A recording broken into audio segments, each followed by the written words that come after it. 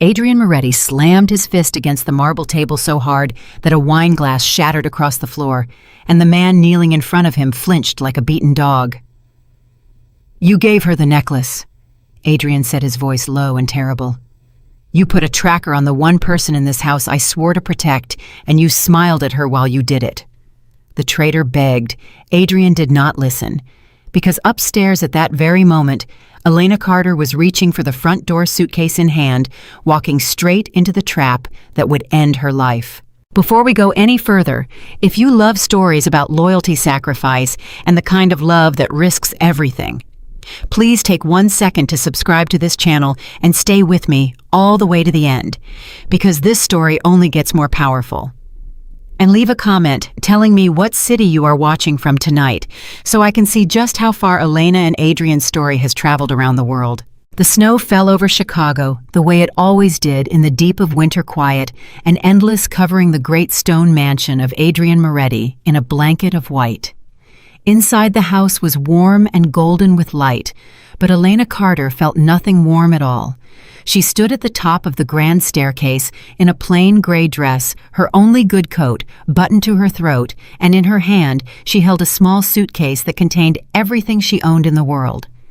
It was not much.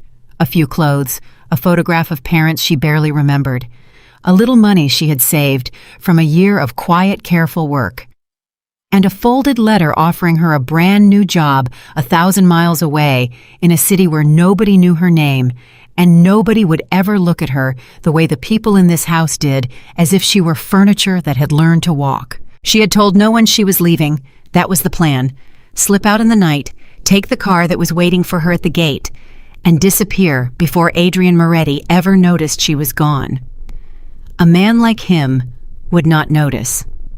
A man like him did not notice maids. At least that was what she believed. Elena took a breath and started down the stairs. Her heart was pounding, but not with sadness. She told herself it was excitement. She told herself this was the beginning of something.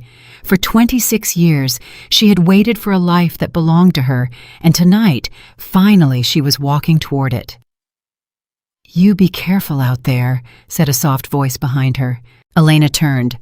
It was Marta, the old cook, standing in the shadow of the hallway with a dish towel in her hands and worry all over her wrinkled face. Marta was the closest thing Elena had ever had to a mother in this cold place. "I'll be fine, Marta," Elena said gently. "It's a good job, a real one, in an office. Can you believe it? Me in an office." "I can believe anything about you, child," Marta said, but she did not smile.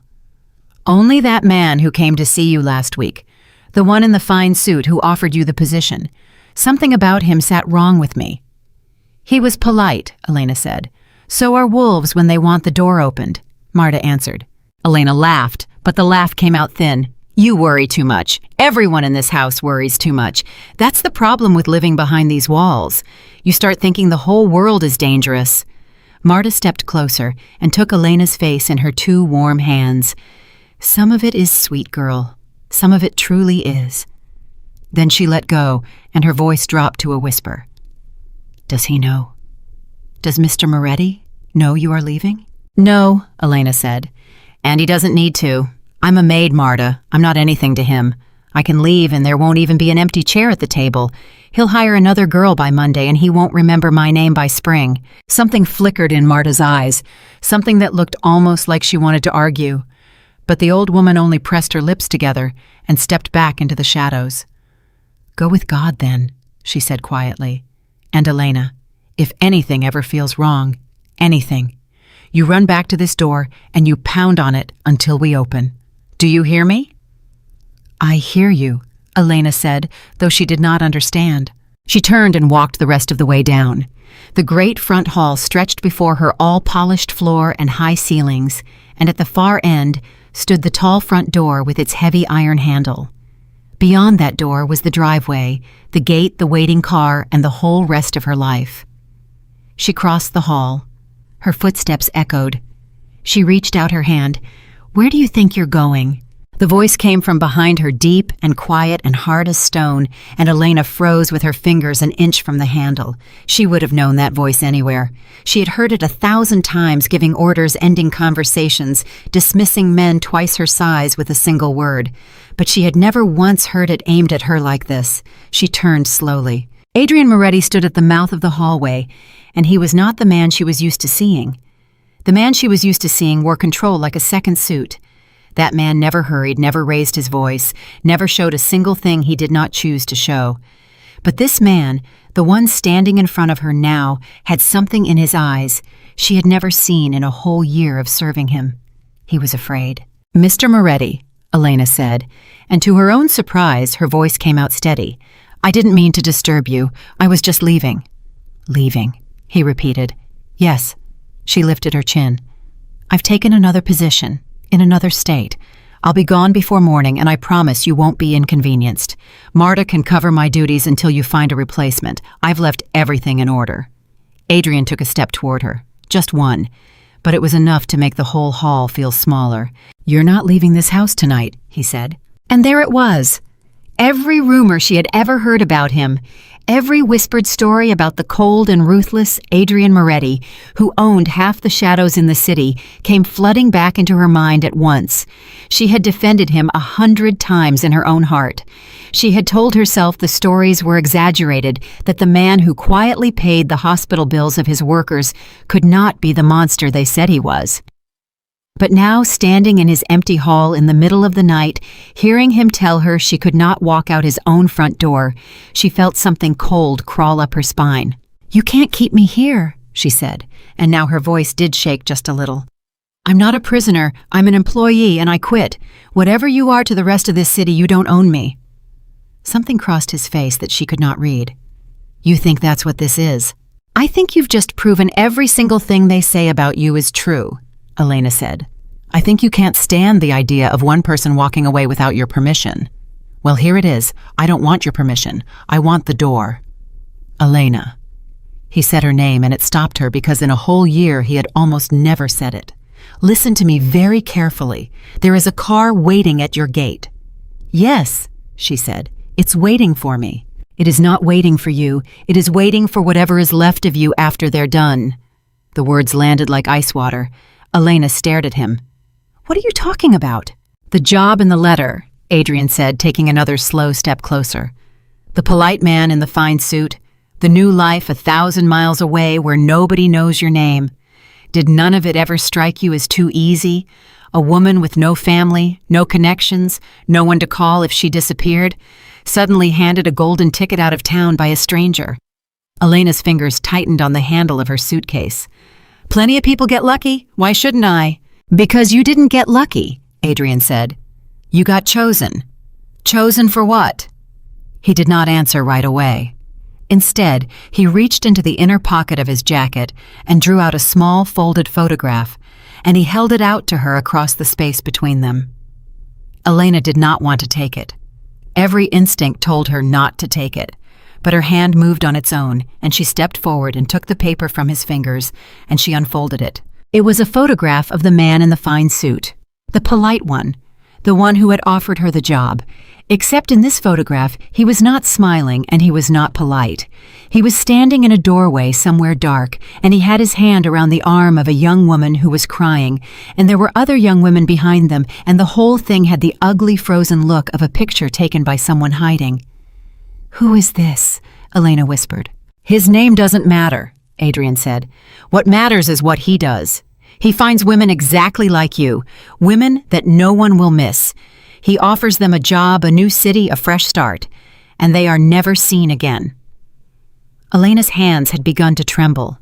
She did not want to believe him. Believing him meant that everything she had built her hope on for the last 2 weeks was a lie.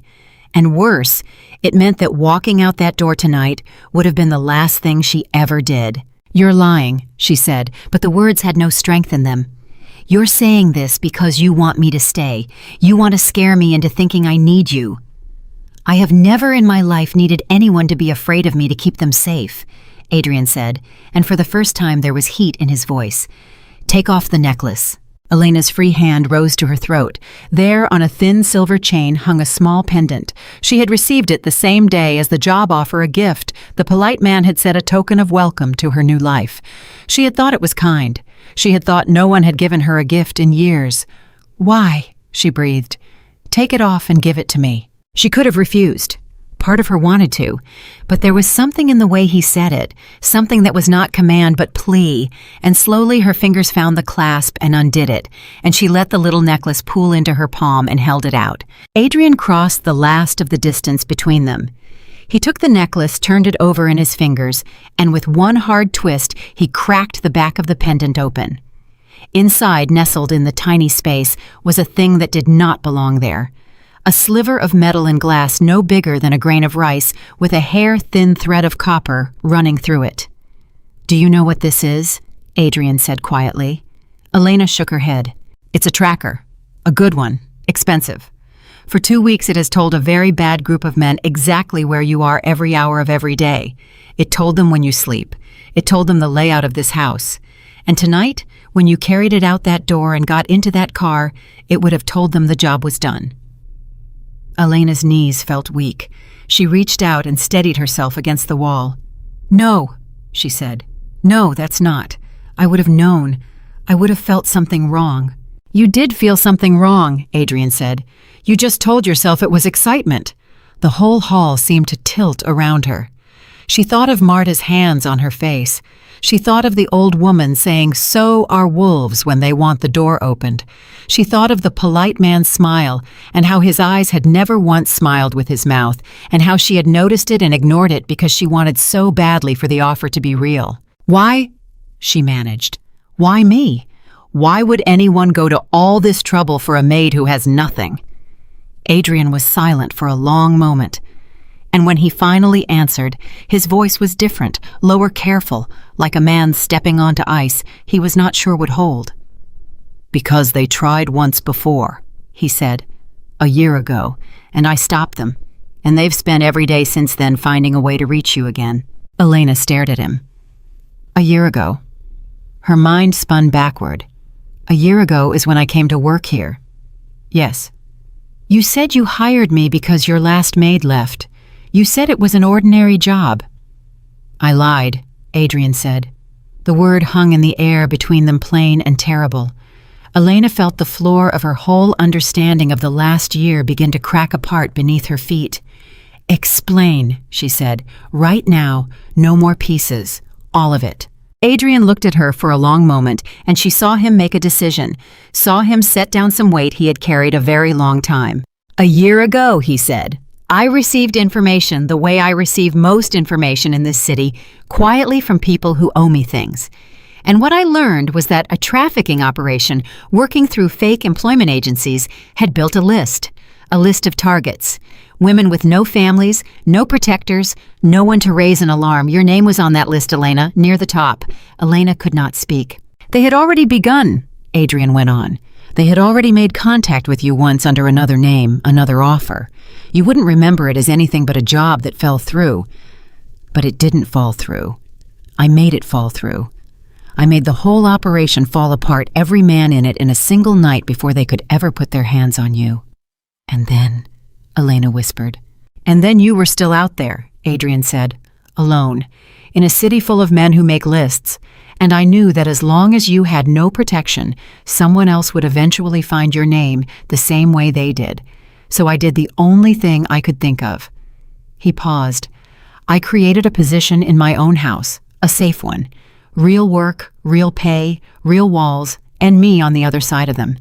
And I offered it to you as if it were nothing but an ordinary job." Elena's eyes filled.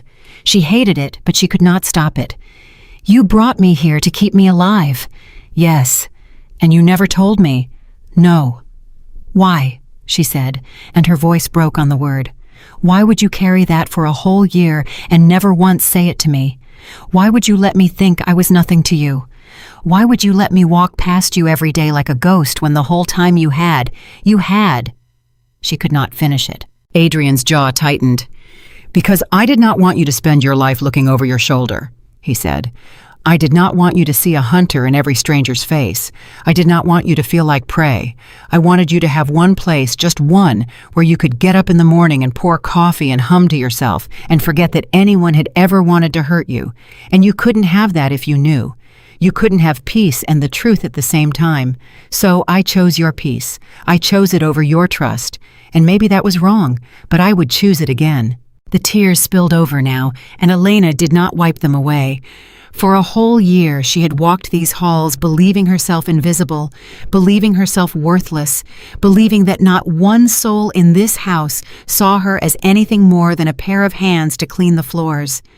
And the truth, the whole terrible truth was that the coldest and most feared man in the city had rearranged his entire household to build a wall between her and a fate she had never even known was hunting her. "You should have told me," she said. "I had a right to know." "You did," Adrian admitted. "And I'm telling you now because now you have to know. Because they've come back, Elena. The same people. A new operation, new names, but the same rot underneath. And this time they were smarter. This time they didn't come at you from the outside where I could see them. This time they got someone inside my own house to hand you that necklace and smile while they did it." Elena went very still. "Someone inside this house? Yes. Who?" "That," said Adrian grimly, "is what I was doing downstairs before I came up here to find you reaching for that door." Elena's mind was racing, now running down the short list of people who lived and worked behind these walls, the people she had eaten breakfast beside, the people she had trusted with her small daily life. And the thought that one of them had looked her in the eye and helped set a trap for her made something twist inside her chest that was worse than fear. It was grief. "I don't believe it," she said. "Not any of them. They're good people. Some of them are the only friends I've ever had." "I know," Adrian said, and there was real pain in it. "That's how they do it. They never come as monsters. They come as friends. That is the whole horror of it." Elena pressed the back of her hand to her mouth. She thought of the car sitting at the gate right now in the falling snow, engine running, headlights off. She thought of herself climbing into it a few minutes from now, buckling her seatbelt, thanking the driver, riding out into the dark, trusting, grateful, doomed. Her legs gave out. She sat down right there on the polished floor of the grand hall with her plain dress pooling around her, and Adrian was beside her in an instant, crouching, one hand hovering near her shoulder as if he wanted to steady her, but did not dare to touch her without permission. "Breathe," he said. "Elena, just breathe. You're safe. You're inside these walls, and there is no place on this earth safer than inside these walls. Do you understand me? Nothing is going to happen to you tonight." "You don't know that," she whispered. "I do know that," he said, "because I will not let it." She looked up at him, at this man she had feared and defended and misunderstood in equal measure for an entire year, and she saw him clearly for what felt like the first time. Not the businessman, not the boss, not the legend the city whispered about. A man. A tired, careful, lonely man who had spent 12 months guarding a woman who never once thanked him because she never once knew. "Why do you even care?" she said, and it came out small and raw. "You could have let them take me a year ago and saved yourself a whole year of trouble. What am I to you? Tell me the truth. What am I?" Adrian opened his mouth, and for one moment, one single suspended moment, Elena saw the answer rise all the way up to the edge of his lips, saw a whole year of things he had never said gather behind his eyes and press forward to be spoken at last. And then the alarm went off. It was not a small alarm. It was a deep, shuddering wail that rolled through every room of the mansion at once, and the golden lights of the great hall snapped to a hard red, and somewhere below them a heavy steel bolt slammed home with a sound like a gunshot. Adrian was on his feet before Elena had even finished flinching, and the last trace of the tired, lonely man vanished from his face, as if it had never been there. What stood over her now was something else entirely, something forged, something that half the criminals in the city had learned to fear for very good reasons. "They're here," he said. "What?" Elena gasped. "Who? How? You said I was safe, you said." "You are safe." He reached down, and this time he did not hesitate. He closed his hand around hers and pulled her to her feet in one smooth motion. but safe, is about to get very loud. Listen to me. Whatever you hear in the next few minutes, whatever you see, you stay behind me. Can you do that?" A voice crackled from a small radio at Adrian's belt, fast and tense. "Sir, we have movement at the north gate and the south wall, multiple vehicles, lights out. They came in quiet. We count at least 8, maybe more." Adrian lifted the radio to his mouth without ever letting go of Elena's hand. "Lock the family wing, lock the kitchens, get Marta and the staff into the safe room and seal it. Nobody who works in this house dies tonight. Nobody. Do you hear me?" "Yes, sir." "And find me the one who gave her the necklace," Adrian said, and his voice went so cold that even Elena, standing beside him, felt the temperature of it. "Because he is still inside these walls, and he is not getting back out." He clicked the radio off and turned to Elena, and for just a second the hardness cracked, and the man underneath looked at her with something that was almost an apology. "I'm sorry," he said quietly. "I wanted your last night in this house to be a peaceful one. I wanted to open that door for you myself in the morning and watch you walk into a good life and never know what almost took it from you. That was the plan. That was always the plan. Get rid of them quietly in the dark the way I did before, and let you go free and clean and never afraid." He shook his head. "They didn't give me the chance." Elena stared at him. "You were going to let me leave." "Of course I was going to let you leave," Adrian said. "Did you think I meant to keep you? Did you think when I said you're not leaving this house tonight that I was locking a cage?" He almost laughed, but there was no humor in it. "I was pulling you back from a cliff, Elena. That is all I have ever done, pull you back from cliffs you couldn't see." The alarm wailed on around them, red light washing over both their faces, and outside in the snow and the dark, the men who had come to take her were moving closer to the walls. But in that one strange, still moment in the center of the shaking house, Elena Carter looked at Adrian Moretti and understood finally and completely that everything she had believed about the last year of her life had been upside down.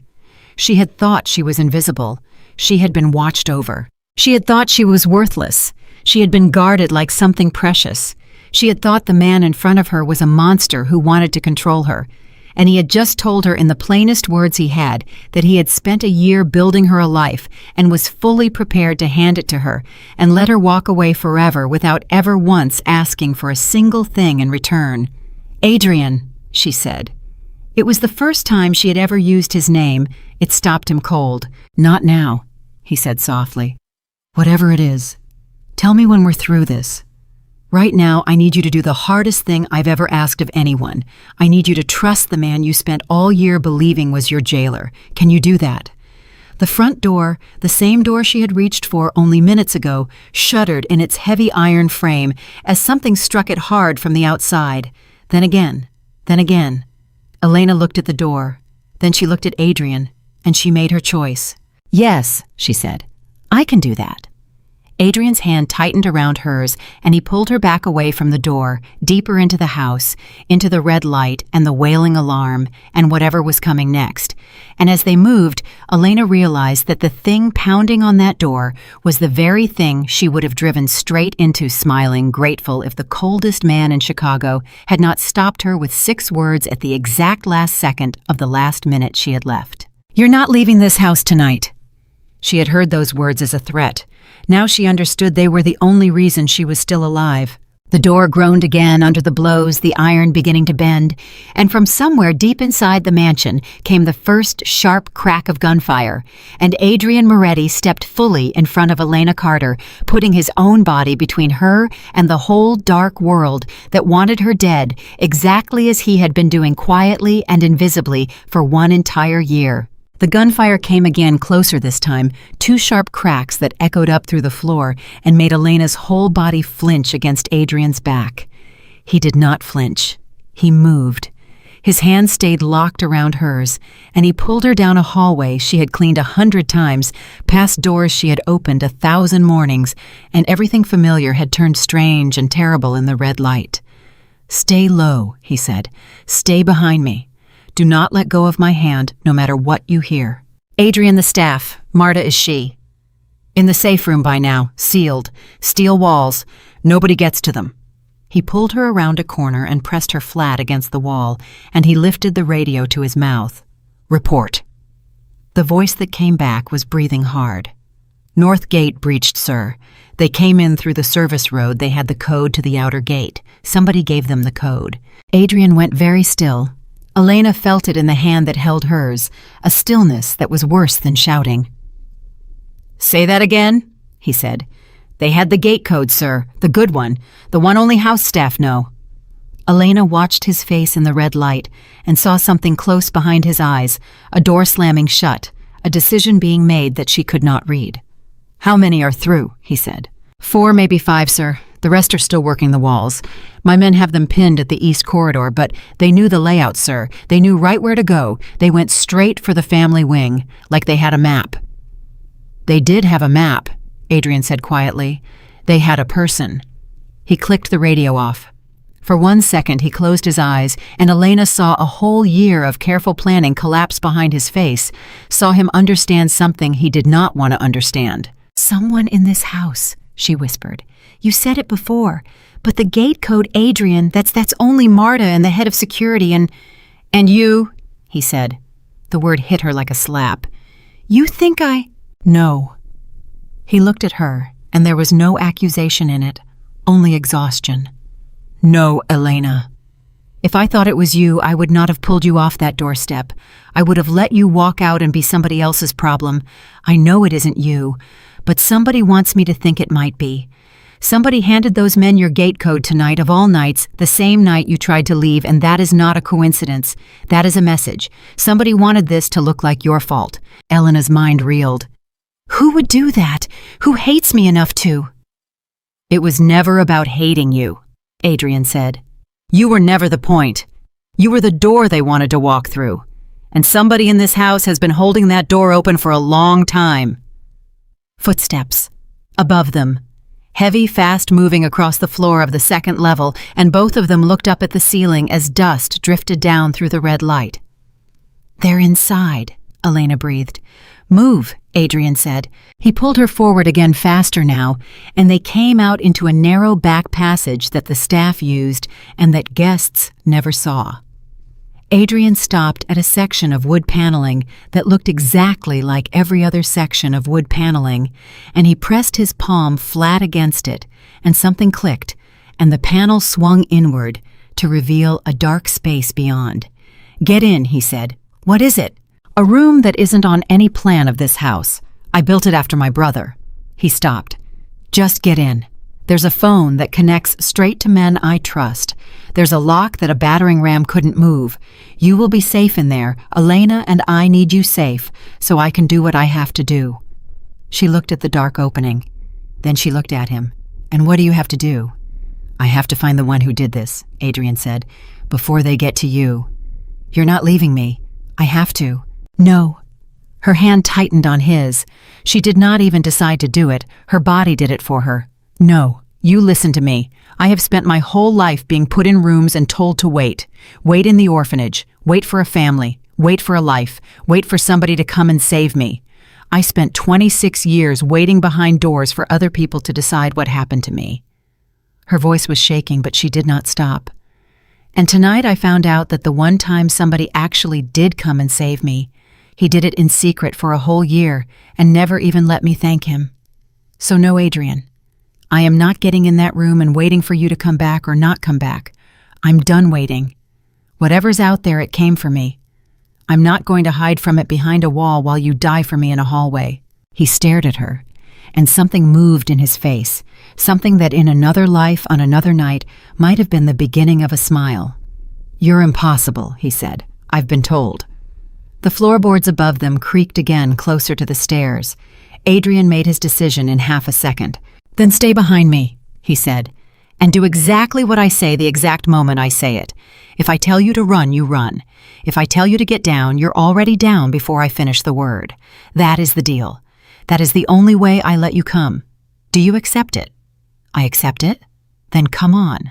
He pushed the panel shut, and the hidden room disappeared back into the wall, and he pulled her the other way toward the stairs, toward the sound of the men who had come to take her.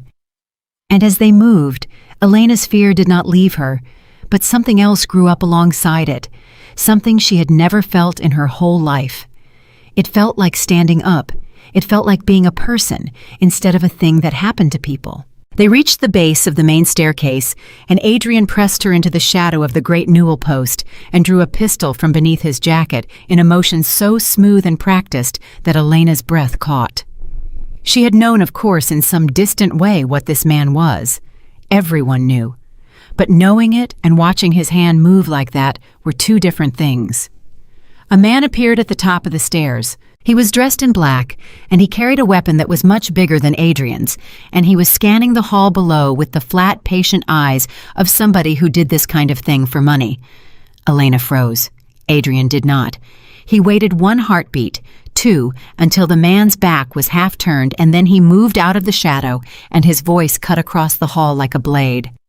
"You're in my house," Adrian said. The man spun. And whatever he had been trained to do, he was not fast enough because Adrian had already been moving before the man turned, and there was a sound, and the man went down, and Elena pressed both hands over her mouth to keep from crying out. Adrian was back beside her before the echo faded his hand, finding hers again in the dark. "Don't look," he said quietly. "You don't need that in your head. Look at me. Just me." She looked at him. Her whole body was trembling. He came here to put you in the back of a van, Elena. Him and every man out there tonight. That is what they do. They put women in vans, and those women are never seen again, and their names go on a different kind of list, one that families cry over for the rest of their lives. His voice was hard, but his eyes were not.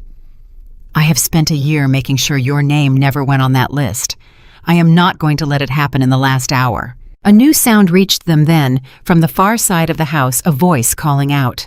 And Elena's blood ran cold because she knew the voice. "Elena," the voice called, warm and familiar and reasonable, floating through the dark corridors of the burning red house. "Elena, sweetheart, where are you? It's all right, it's me. Come out now, it's not safe with him. Come to me." Elena's face went white. Adrian watched her. "You know that voice," he said.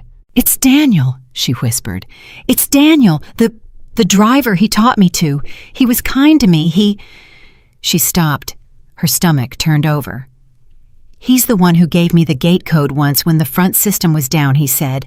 "He said not to tell anyone he'd shared it, that he'd get in trouble." Her eyes filled with a horror that was worse than any gun. Oh, God, Adrian, it's Daniel. Oh, God, Adrian." Adrian's jaw tightened until she could see the muscle jump. "The driver," he said. "The one who takes the staff into the city. The one who's been in and out of my gates 100 times a week for 3 years without anyone thinking twice." "He brought me my mail," Elena said, and her voice broke. "He brought me the letter, the job offer. He handed it to me himself, and he said, 'This looks like good news, Elena,' and he smiled at me, and I thanked him." "And the necklace," Adrian said. Elena's hand flew to her bare throat. "He gave it to me the next day. He said it came with the letter. He said the new employer sent it as a welcome gift. He clasped it around my neck himself because I couldn't work the catch." A tear spilled down her cheek. "He put the tracker on me with his own hands, and he told me it was a gift, and I thanked him for it. I thanked him." "Elena, sweetheart." Daniel's voice called again, closer now, drifting through the halls with that same terrible warmth.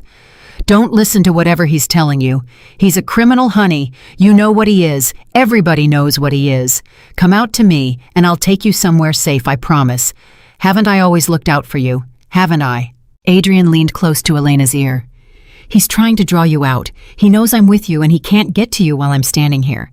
So he's going to use the only key he has left, which is the fact that you trusted him. Do you understand what I'm telling you? Everything he ever did for you, every kindness, every smile, it was all to build up to this exact moment, to make you walk toward the wrong voice in the dark." "I trusted him more than anyone in this house," Elena whispered. "More than you. God forgive me, I trusted him more than you." "I know," Adrian said. "That's why they chose him." Something in Elena hardened then. The grief was still there, huge and sick in her chest, but underneath it, a cold, clear anger was rising, and it steadied her hands. "How much are they paying him?" she said. "Enough," Adrian said. "It's always enough. Men like Daniel don't have a price that's too high. They have a price that hasn't been offered yet." 3 years, Elena said. "He's worked here 3 years. Was I the plan the whole time? Did he come here for me? No, Adrian said. You came here after him. He was already in place. He was somebody's man inside my walls long before I ever pulled you off that list. When your name came back up when they came looking for you again, they already had him sitting here waiting useful. They didn't have to plant a spy. They just had to wake one up. Elena pressed her back against the cold newel post and shut her eyes. 3 years of good mornings. 3 years of that man carrying her groceries and asking after her health and calling her sweetheart like she mattered to somebody. And every single day of it had been a knife being sharpened. "Elena," Daniel called, and now his voice had changed just slightly, the warmth stretched thin over something underneath. "Elena, honey, I'm not going to ask again. This is getting dangerous. You need to come out to me right now. Right now, do you hear me?" Adrian's radio crackled low. "Sir, we've cleared the east corridor. 2 down, 1 running. But sir, we've got a bigger problem. There's a second team we didn't see. They came up through the old wine cellar, the one that connects to the tunnel." Adrian went rigid. "Nobody knows about that tunnel." "Somebody did, sir. They're inside the lower house. They're between us and you." Elena watched the meaning of it land on Adrian's face. She did not know the geography of it, but she understood the look. They were being closed in. "How long?" Adrian said into the radio. 2 minutes, maybe less, before they reach the main floor. Sir, you need to get her out now." Adrian clicked off. He looked at Elena, and for the first time all night, she saw real fear in him again. Not for himself, she understood now. Never for himself, but for her. "Change of plan," he said. "We're not going to fight our way through the house. There are too many, and they know it too well. We're going up." "Up?" Elena said. "Up to where?" "The roof." "The roof." "Adrian, it's the middle of winter. It's snowing. We'll be trapped up there. There's nowhere to. There's a way down on the north side that isn't on any plan. Same builder who made the hidden room. Nobody out there knows it exists. If I can get you to the roof, I can get you to the ground on the far side of the wall where my men are waiting with a car. A real car this time, Elena. One that actually takes you somewhere safe." Daniel's voice cut through again, and now the warmth was gone entirely, and what was left underneath was flat and ugly and cold. "You can't keep her, Moretti. You know that. You've kept her a year and it doesn't belong to you. She was ours before you ever laid eyes on her. All you did was borrow time. We always come back for what's ours." Adrian's hand tightened on his weapon. Elena felt the rage come off him like heat. "Say that again," Adrian called back into the dark, and his voice had gone somewhere very quiet and very dangerous. "Say she's yours one more time." "Adrian, don't," Elena breathed. "He wants you to answer. He's finding you by your voice." Adrian looked at her, and she watched him swallow the rage back down, watched him choose her safety over his fury, and he nodded once tightly and put his mouth close to her ear again. "Stairs," he whispered. "The narrow ones behind the linen room. He won't expect us to go up. He'll expect us to run for the doors, on my count. And Elena." He paused. "You were right before, when you said you're done waiting. Hold on to that. I'm going to need you to be that person for the next 4 minutes. Not the maid, the other one. The one who just found out she's braver than she ever knew." Something swelled in Elena's chest, fear and pride, and a strange, fierce gratitude all tangled together. "Count," she said. 3. Adrian breathed. 2. A shape moved at the end of the corridor. It was not Daniel. It was one of the black-clad men from the second team, the ones who had come up through the tunnel, and he saw them, and he raised his weapon, and there was no time for one, there was no time for anything. Adrian shoved Elena down and back with his whole body, and there was a deafening sound, and Elena hit the floor hard and rolled and came up against the wall with her ears ringing and her heart slamming. When the ringing cleared, the man at the end of the corridor was on the ground, and Adrian was crouched over her, checking her, his hands running fast and frantic over her arms, her shoulders, her face. "Are you hit? Elena, look at me. Are you hit?" "No," she gasped. "No, you pushed me. I'm fine, are you?" "I'm fine."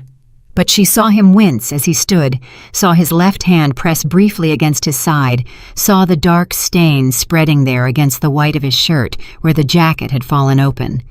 "You're bleeding," she said. "Adrian, it's nothing. That is not nothing. It went through the side," he said through his teeth. "It missed everything that matters. I've had worse before breakfast. Get up. We have to move that shot, told everyone in this house exactly where we are. He pulled her to her feet with his good arm, and she wanted to argue, wanted to make him stop and let her look at the wound, but there was no time, and she knew there was no time, and so she swallowed it and let him lead her, and she promised herself that when this was over, if there was an over, she would not let him wave it away. They ran. Down the narrow servants' passage, past the linen room where Elena had folded 1,000 sheets, to a cramped set of back stairs that curved up into the dark. Adrian went first, weapon ready, his breath coming ragged now, in a way that frightened her more than any of the shouting had. She stayed one step behind one hand, pressed flat against his back, feeling every hitch of pain that went through him, and hating that she could not take even one of them from him. Halfway up the stairs, he stopped. His hand came up. Elena froze behind him. Below them in the passage they had just left footsteps, slow ones, unhurried. The steps of somebody who was not chasing but hunting, who knew there was nowhere left for the prey to go. Elena. Daniel's voice floated up the stairwell, gentle again, patient again, the voice of a man who had all the time in the world. You're up there, aren't you? Both of you. I can hear him breathing. He's hurt, isn't he? I heard the shot. That's blood you're smelling, honey. That's your protector dying on a staircase because he was too proud to let you get in the car 3 years ago and go quietly like you were supposed to. Elena felt Adrian's back go tense under her hand. Come down to me, Elena, Daniel called. Come down and I let him live. That's the offer. That's the only offer. You walk down these stairs to me quiet and calm, and I don't put another bullet in the man who's kept you like a pet for a year. But if you make me come up there, sweetheart, I take you anyway, and I make you watch what I do to him first. Your choice. You always did like to think you had choices. Elena's whole body had gone cold. She looked at the back of Adrian's head in the dark, at the ragged rise and fall of his wounded breathing, and she understood that Daniel had found the one lever in the whole world that could move her. Not fear for herself. She had lived with fear for herself her whole life. But the thought of Adrian dying on a staircase because she would not go, this was unbearable. She started to shift her weight toward the step below. Adrian's hand shot back without even looking and caught her wrist, and his grip was iron-wounded, or not. Don't you dare! He breathed so low it was almost nothing. Don't you dare, Elena. I know exactly what you're thinking, and the answer is no. He'll kill you. He'll kill me anyway, and then he'll take you. That's how this works. The only thing you're walking down those stairs buys is that you die knowing you also killed me. That's the whole deal he's offering. That's the only deal a man like that ever offers. His grip tightened. You listen to me. You are not going down there. You are going up. We are going up together, and we are getting out together, and both of us are going to be standing on the other side of that wall in 3 minutes. Say it back to me. Adrian, say it back. Tears were running down her face in the dark. Both of us, she whispered. Together.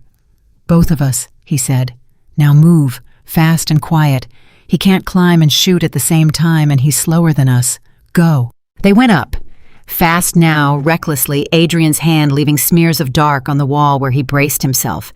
Elena right behind and below them. Daniel's patience finally broke, and she heard him start up the stairs after them. No longer gentle, no longer patient, just heavy, fast, furious steps, and a voice that had turned into something with no warmth left in it at all. You had a chance. Daniel snarled up the stairwell. I gave you a chance, you stupid girl. You could have made it easy. Now it's going to be the other way. Now you're going to remember every kindness I ever showed you and understand it was all a leash, and I am going to enjoy taking it off.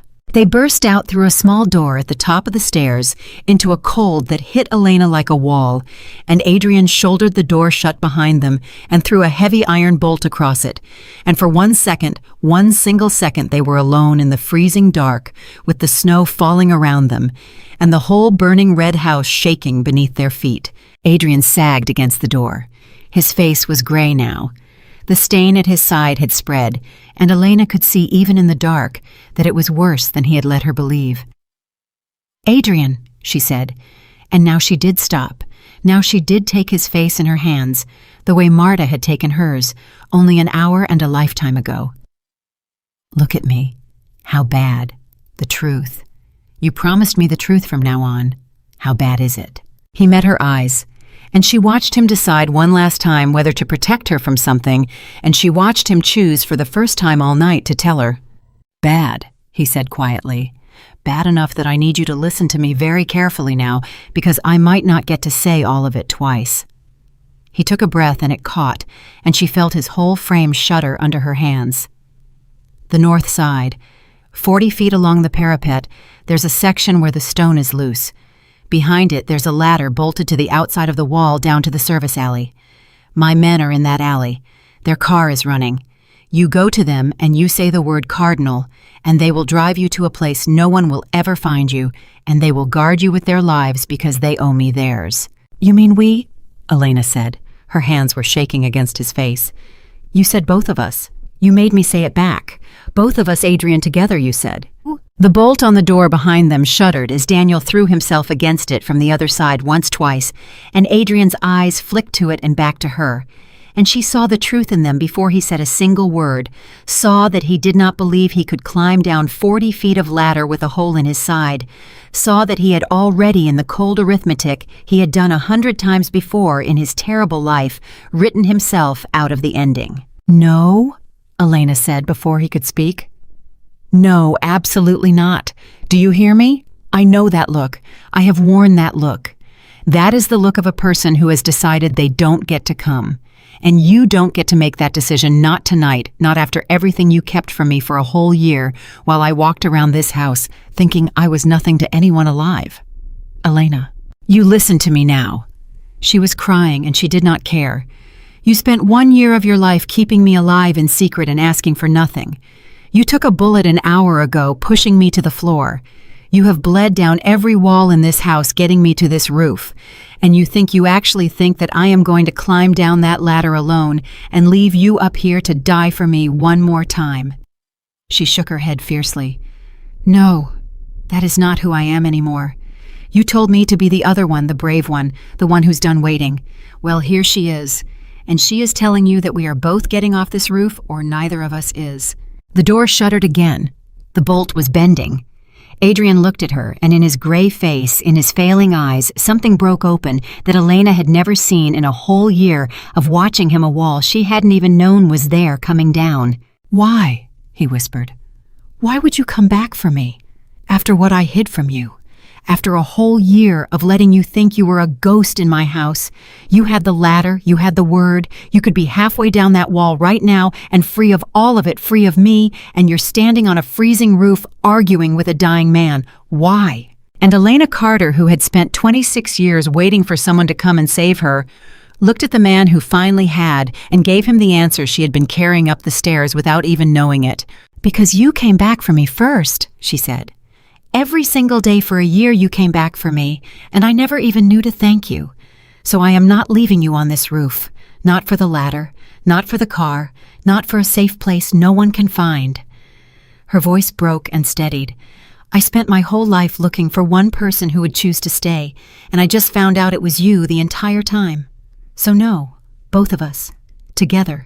You made me say it. Now you say it back."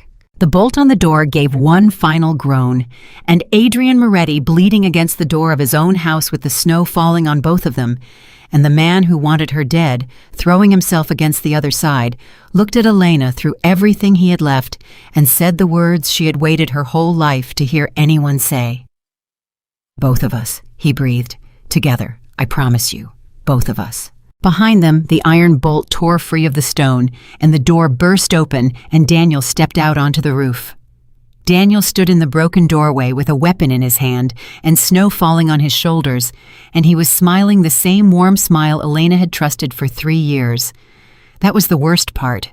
Even now, even here, he wore the face of a friend. "There she is," he said softly. "There's my girl.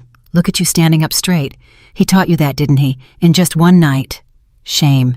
You were so much easier to like when you kept your head down." "Don't call me your girl," Elena said. Her voice came out steadier than she felt. "Oh, but you were." Daniel took a slow step onto the roof, the weapon loose in his hand, in no hurry at all. 3 years, sweetheart. 3 years I carried your groceries and asked about your cough and remembered your birthday when nobody else in this house did. You cried on my shoulder once, do you remember? That week you thought you'd never have a life of your own. I patted your back and I told you your day would come." He laughed low and ugly. "And it did come, didn't it? Just not the way you thought." Elena felt each word land like a stone. Every kindness he named she remembered. The birthday, the cough, the night she cried. He had filed each one away like a receipt, and now he was reading them back to her as a bill. "Why?" she said. "Just tell me why. I was nobody, Daniel. I had nothing. What could I possibly have been worth to you?" "To me, nothing." He shrugged. "To the men who pay me, a number, a good number for a girl with no family to make noise." "But you want the truth, Elena. The truth is I stopped seeing your face a long time ago. You stopped being a person the day I learned your name was on a list. After that, you were just a job I was waiting to finish." He tilted his head. "Nothing personal. That's the part you'll never understand, you soft little thing. It was never personal. That's what made it easy." Adrian pushed himself off the doorframe. He was gray and swaying, and one hand was pressed to his side, but he stepped forward all the same, putting himself between Elena and the man exactly the way he had done all night. "You're talking too much," Adrian said. "Men who plan to walk away don't stand on a roof making speeches. You're stalling, which means you're waiting for something, which means the something isn't here yet." Daniel's smile flickered just for a second, and Elena saw that Adrian had hit something true. "Still sharp," Daniel said. "Even with a hole in you, I'll give you that." He raised the weapon a few degrees, not quite aiming yet, just reminding them it was there. "You're right. I am waiting. There's a second team coming up behind me, and when they get here, we do this properly. You bleed out on your own roof. Moretti and I walk her down the stairs myself. So yes, I'm happy to talk. Talking passes the time." "Then talk about the gate code," Adrian said. Daniel went still. "That's the part that's been bothering me all night," Adrian went on, and even wounded, even swaying his voice had that quiet, dangerous clarity that made men listen. "You gave them the code, fine. But you gave it to them tonight, the one night in a year that she tried to leave. You didn't know she was leaving. She told no one. So how did the timing line up so perfectly? How did your men happen to be sitting in a car at my gate on the exact night she reached for the door?" He took a breath that cost him. "Unless somebody told you she was going. Somebody inside, somebody who knew before I did." Elena's heart stopped. She stared at the back of Adrian's head, then at Daniel, and she watched the driver's face do something she had never seen it do in 3 years. It hesitated. "You've got a second man in my house," Adrian said. "Don't you? Daniel, you're not the only one." "You're fishing," Daniel said, but the warmth was gone from his voice now. "Am I?" Adrian pressed his hand harder against his side and stood up a little straighter through the pain, because this mattered more than the pain. "She told no living soul she was leaving. I found out by accident 10 minutes before she reached the door from a security feed. If she told no one, then no one knew to warn you. And yet, here you all are right on time. So either you can see the future Daniel, or somebody who works for me and eats at my table sold her the same way you did." His eyes narrowed. "Who else? Give me the name, and I make the end quick for you. That's a better deal than you gave her." Daniel's jaw worked, and Elena, watching him, understood that Adrian was doing something to the man on purpose, pulling at a loose thread, unraveling his calm, because a calm man with a gun was more dangerous than a rattled one. "There's no one else," Daniel said. "I work alone. I've always worked alone." "Then how did you know?" Adrian said. And that was when Elena heard it. A sound behind her, off to the side from the small door at the far end of the roof that she had not even noticed, the one that led back down into the family wing. A soft footstep in the snow. She turned. Marta stood there. Marta, the old cook. The woman who had held Elena's face in her hands an hour ago and told her to run back and pound on the door if anything ever felt wrong. Marta, who was supposed to be sealed in the safe room with the rest of the staff. She stood in the doorway with her dish towel still tucked into her apron, and she was not afraid. That was the thing Elena's mind could not accept. Marta was not afraid at all. "Marta," Elena breathed. "Marta, get back, get down, Hill." "Oh, child." Marta said quietly, and her voice was so sad, so gentle, so completely without fear that the truth of it went into Elena like a blade before her mind could even form the words. You still don't see it, even now. The world tilted under Elena's feet. No, she whispered. No, not you. Marta, no. I told you to run back to the door if anything felt wrong, Marta said. Do you remember? I said it so kindly. And you believed me because I've always been kind to you, but I never told you which door, Elena. I never told you it was the wrong one. She stepped fully onto the roof. You were never going to make it out of this house tonight one way or the other. If you'd run out the front, Daniel's men had you. If you'd run back inside frightened, you'd have run to me. Either way, sweet girl, either way, you ended up ours. Adrian had gone very still beside Elena. It was you, he said. Not the code, the timing. You told him she was leaving. I saw her suitcase this afternoon, Marta said simply. A woman doesn't pack a suitcase to stay. I made one phone call. That's all it takes, Mr. Moretti. One old woman with a telephone and all your walls and all your men and all your money come down like a house of cards. She almost smiled. You watched everyone. You never watched the cook. Nobody ever watches the cook. Elena felt her whole body go cold in a way the winter had nothing to do with. Marta, the one person in this house she had loved without reservation. The mother she never had. The warm hands, the birthday cakes, the quiet advice, all of it. All of it, a slow, patient trap laid down over a year so gently that Elena had walked into the center of it and called it love. How long? Elena said. Her voice was barely a sound. How long, Marta? How long have you? I was here before you came, child, Marta said. I was here before Daniel came. I've been here longer than Mr. Moretti thinks I have, cooking his meals, learning his house waiting. When your name came back on the list, they didn't have to send anyone in. They already had me. All they had to do was ask. Her old eyes softened, and somehow that was the most horrible thing of all. I did care for you in my way. That's not a lie. It's just that caring for you was never going to be enough to make me choose you over what they'd do to me if I didn't finish this. You'll understand that someday if you live. Everyone has a price they'd betray the whole world to avoid paying. Mine was just older than yours. Elena could not breathe. She had defended Adrian in her heart for a year and been right. She had trusted Daniel and been a fool, and she had loved Marta with her whole orphaned heart, and Marta had been the deepest knife of all, so deep Elena had never once felt it going in. You held my face, Elena whispered. An hour ago. You held my face in your hands and you said, go with God. I meant it, Marta said. I did. I hoped it would be quick for you. That's the only kindness left to give in the end, the hope that it's quick. Something snapped in Elena, then not into pieces but into place. All the grief, all the betrayal, all the years of waiting and hoping and being handed to the wrong people, all of it crushed down into one hard, clear point of understanding. These people, all of them, Daniel and Marta, and the men in the alley and the ones climbing the stairs, they had all looked at her and seen the same thing. A girl with no one. A girl no one would miss. A girl who could be moved from hand to hand like a parcel because there was no one on earth who would fight to keep her. And they were wrong, because there was one. He was standing right in front of her, bleeding, swaying, dying, and he had fought to keep her for a whole year in total silence, and he was still standing between her and all of them right now. You're wrong about me, Elena said, and her voice came back, and it came back strong. All of you. You looked at me, and you saw a girl with no one. But you were counting the wrong way. She stepped up level with Adrian, refusing to hide behind him anymore. You counted everyone who ever left me. You never counted the one who stayed.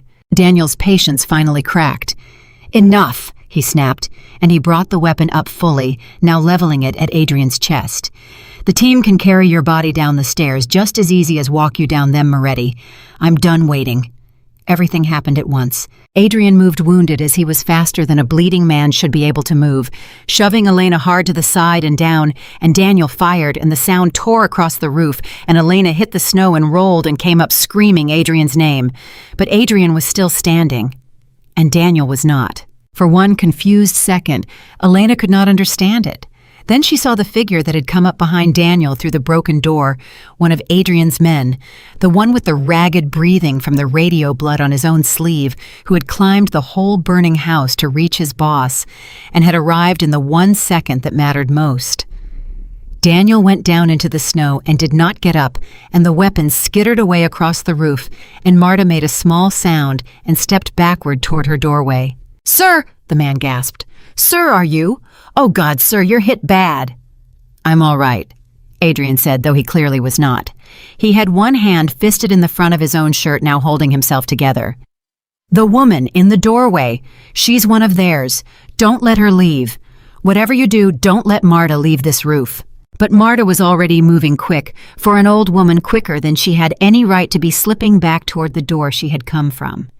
And Elena, without deciding to, without any plan at all, was on her feet and moving to cut her off, putting herself between the old woman and the door. "No," Elena said. "No, you don't get to disappear. You don't get to go back down those stairs and be the sweet old cook again. You're going to stand here and you're going to look at me. You held my face. Now you look at it." Marta stopped, and for just a moment the mask slipped all the way off, and what was underneath was not warmth and not even cruelty, but something worse, something tired and empty and old, a woman who had done this so many times that she had stopped feeling anything about it at all. "Get out of my way, child," Marta said quietly. "You don't want to make me the last thing you fight. I'm not what you think. I never was." "I know exactly what you are," Elena said. "I finally know, and I am not moving." For one heartbeat they stood locked, the young woman, and the old and Elena did not know what Marta would do, and then Adrian's man was there, stepping past Elena, taking Marta firmly by the arm, and it was over, and the old woman let herself be held without another word, all the fight draining out of her at once as if a string had been cut. Elena turned back to Adrian, and her heart dropped straight through the floor of the world. He was down. He had gone to one knee in the snow while her back was turned, and now he was sinking further, one hand splayed flat against the roof to hold himself up. His head bowed his breath, coming in short, wet pulls that frightened her more than any weapon had all night. She crossed the roof and dropped down in front of him and got her hands on his face and lifted it, and his eyes were open but far away, the gray of his skin gone almost white. "No," she said. "No, no, no, Adrian, look at me. You look at me right now, you promised. You said both of us. You made me say it back 3 times. You do not get to break that promise, do you hear me? You do not get to be one more person who leaves." "I'm not leaving," he slurred. "Just resting. Cold roof. Bad place for it." "Then get up." She got her shoulder under his arm and hauled, and he was so heavy, he was so much heavier than she expected, and she was crying and pulling and not making him move an inch. Get up, please, I can't carry you. You have to help me, please, Adrian. I have never asked anyone for anything in my whole life, and I am asking you for this. Get up." "Sir," Adrian's man said, dropping down beside them, getting his good arm under the other side. "Sir, come on 3. The car's at the north wall. I radioed them. They're coming up the ladder to meet us. You just have to walk to the wall. 40 feet. You can do 40 feet. 40 feet, Adrian breathed. That's nothing. Told her that myself. 40 feet. A ghost of something crossed his gray face, almost a smile. "She wouldn't take the ladder without me. Stubborn. Told her to go. Wouldn't." "I'm not stubborn," Elena said, half sobbing, half laughing, hauling him up between herself and the wounded man. "I'm done waiting. There's a difference. Now walk. Walk, Adrian. Both of us remember. Together. You said it. Now do it." And somehow between the two of them, they got him up. He came up off the snow in stages, groaning, cursing, leaning almost his entire weight on the two of them. But he came up and he got one foot in front of the other and then another. And Elena kept her shoulder jammed into his side and kept talking, kept up a steady stream of every word she could find, because she had a terrible feeling that if she stopped talking, he would stop walking, that her voice was the only thread keeping him upright. 40 feet, she said. 35 now. You're doing it. You're actually doing it. You know what the first thing I'm going to do is when we're off this roof. I'm going to yell at you. For a whole year, Adrian. A whole year you let me think I was nothing. You're going to hear about it every single day. You're going to be so tired of hearing about it that you'll wish you'd told me the truth the first week just to shut me up. That's your future. That's what you're walking toward.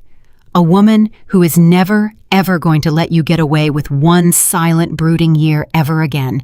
So keep walking because you have earned every minute of it. Sounds terrible, Adrian breathed. It's going to be, Elena said fiercely, and a sob broke through the middle of it. It's going to be the most annoying rest of your life. 20 feet. Come on. Behind them from the door where Daniel had come up, there were voices now, and the heavy sound of the second team finally reaching the top of the stairs, and Elena's heart seized because they were so close to the wall, so close, and there was no time left. They're coming, Adrian's man said, his voice tight. Sir, the second team, they're on the roof. We're not going to make the wall before they... Then you take her, Adrian said, and he stopped, and he tried to push himself off of Elena's shoulder, tried to stand on his own so that his weight would not slow them, and she felt him doing it, felt him trying one last time to write himself out of the ending so that she could live. Take her to the wall. I'll hold the door. Go. No, Elena said, and she grabbed a fistful of his bloody shirt and would not let go. No, we already had this argument. I won, both of us. You promised. You are not doing this again. Elena. His faraway eyes came back to her just for a moment, clear and terrible, and full of a whole year of things he had never said. There are 8 men coming across that roof. I cannot outrun them, and I cannot let them take you, and I cannot ask him to carry me and guard you at the same time. This is the only math there is. I have done this math my whole life. Someone I love walks away and I hold the door. That's what I'm for. That's the only thing I've ever been for. The words someone I love hung in the freezing air between them, said at last, said in the worst possible moment, said because he thought there would be no other moment to say them in. And Elena Carter, who had waited her whole life for anyone to say those words to her, felt them go all the way down into the loneliest part of her and set it for the first time on fire. No, she said, and she had never meant a word so completely in her life. That is not what you're for. You are done being the door. Do you understand me? You held the door for a whole year so I could have a life. Now I'm going to hold it for you. Both of us walk off this roof, or I stay right here and hold it with you, and we go down together, and don't you dare test me, because I have nothing left to lose, and you already told me you love me, so you've made it very hard for me to leave you behind. For 1 second, Adrian just looked at her. And then somewhere in his failing body, he found one more thing, one last reserve she did not know he had, and he pushed off the wall and got his own weight back under himself and took a step toward the north wall, toward the loose stone and the ladder and the car on his own 2 feet. Then move, he ground out. Both of us. Fast, now. They ran the last of it. Adrian's man got the loose stone free with 2 hard kicks, and the ladder was there bolted to the outside of the wall, exactly as Adrian had promised, dropping down into the dark alley, where a car sat waiting with its engine running, and 2 more of Adrian's men already halfway up to meet them. Behind them, the second team was pouring across the roof. Now shouts, boots in the snow, and there was no time to be gentle, and no time to be afraid. You first, Adrian said to Elena. Now, no arguing. If they take the wall, I need you already gone. And Elena, who would have argued about anything else on earth, looked at the men coming across the roof and understood that this one time, the fastest way to keep her promise of both of us was to go first, so that no one had to choose between guarding her and helping him. So she swung her legs over the parapet and got her feet on the ladder and started down, and she called up over her shoulder the whole way, "Right behind me, you're right behind me, say it." "Right behind you," Adrian said, and this time he was. She felt the ladder shudder as he came onto it above her, slow and clumsy and bleeding, one of his men below to catch him and one above to cover. And the 4 of them came down that frozen wall together in the falling snow, while the shouts raged on the roof above, and Elena's feet hit the ground of the alley, and she turned and reached up, and there he was. There he actually was, coming down the last of the ladder into the reaching hands of his men, alive off the roof, out of the house on the far side of the wall. Both of them, together, just like he promised. They got him into the car, and Elena climbed in after him and pulled his head into her lap and pressed her hands over the wound at his side and shouted at the driver to go, go, go.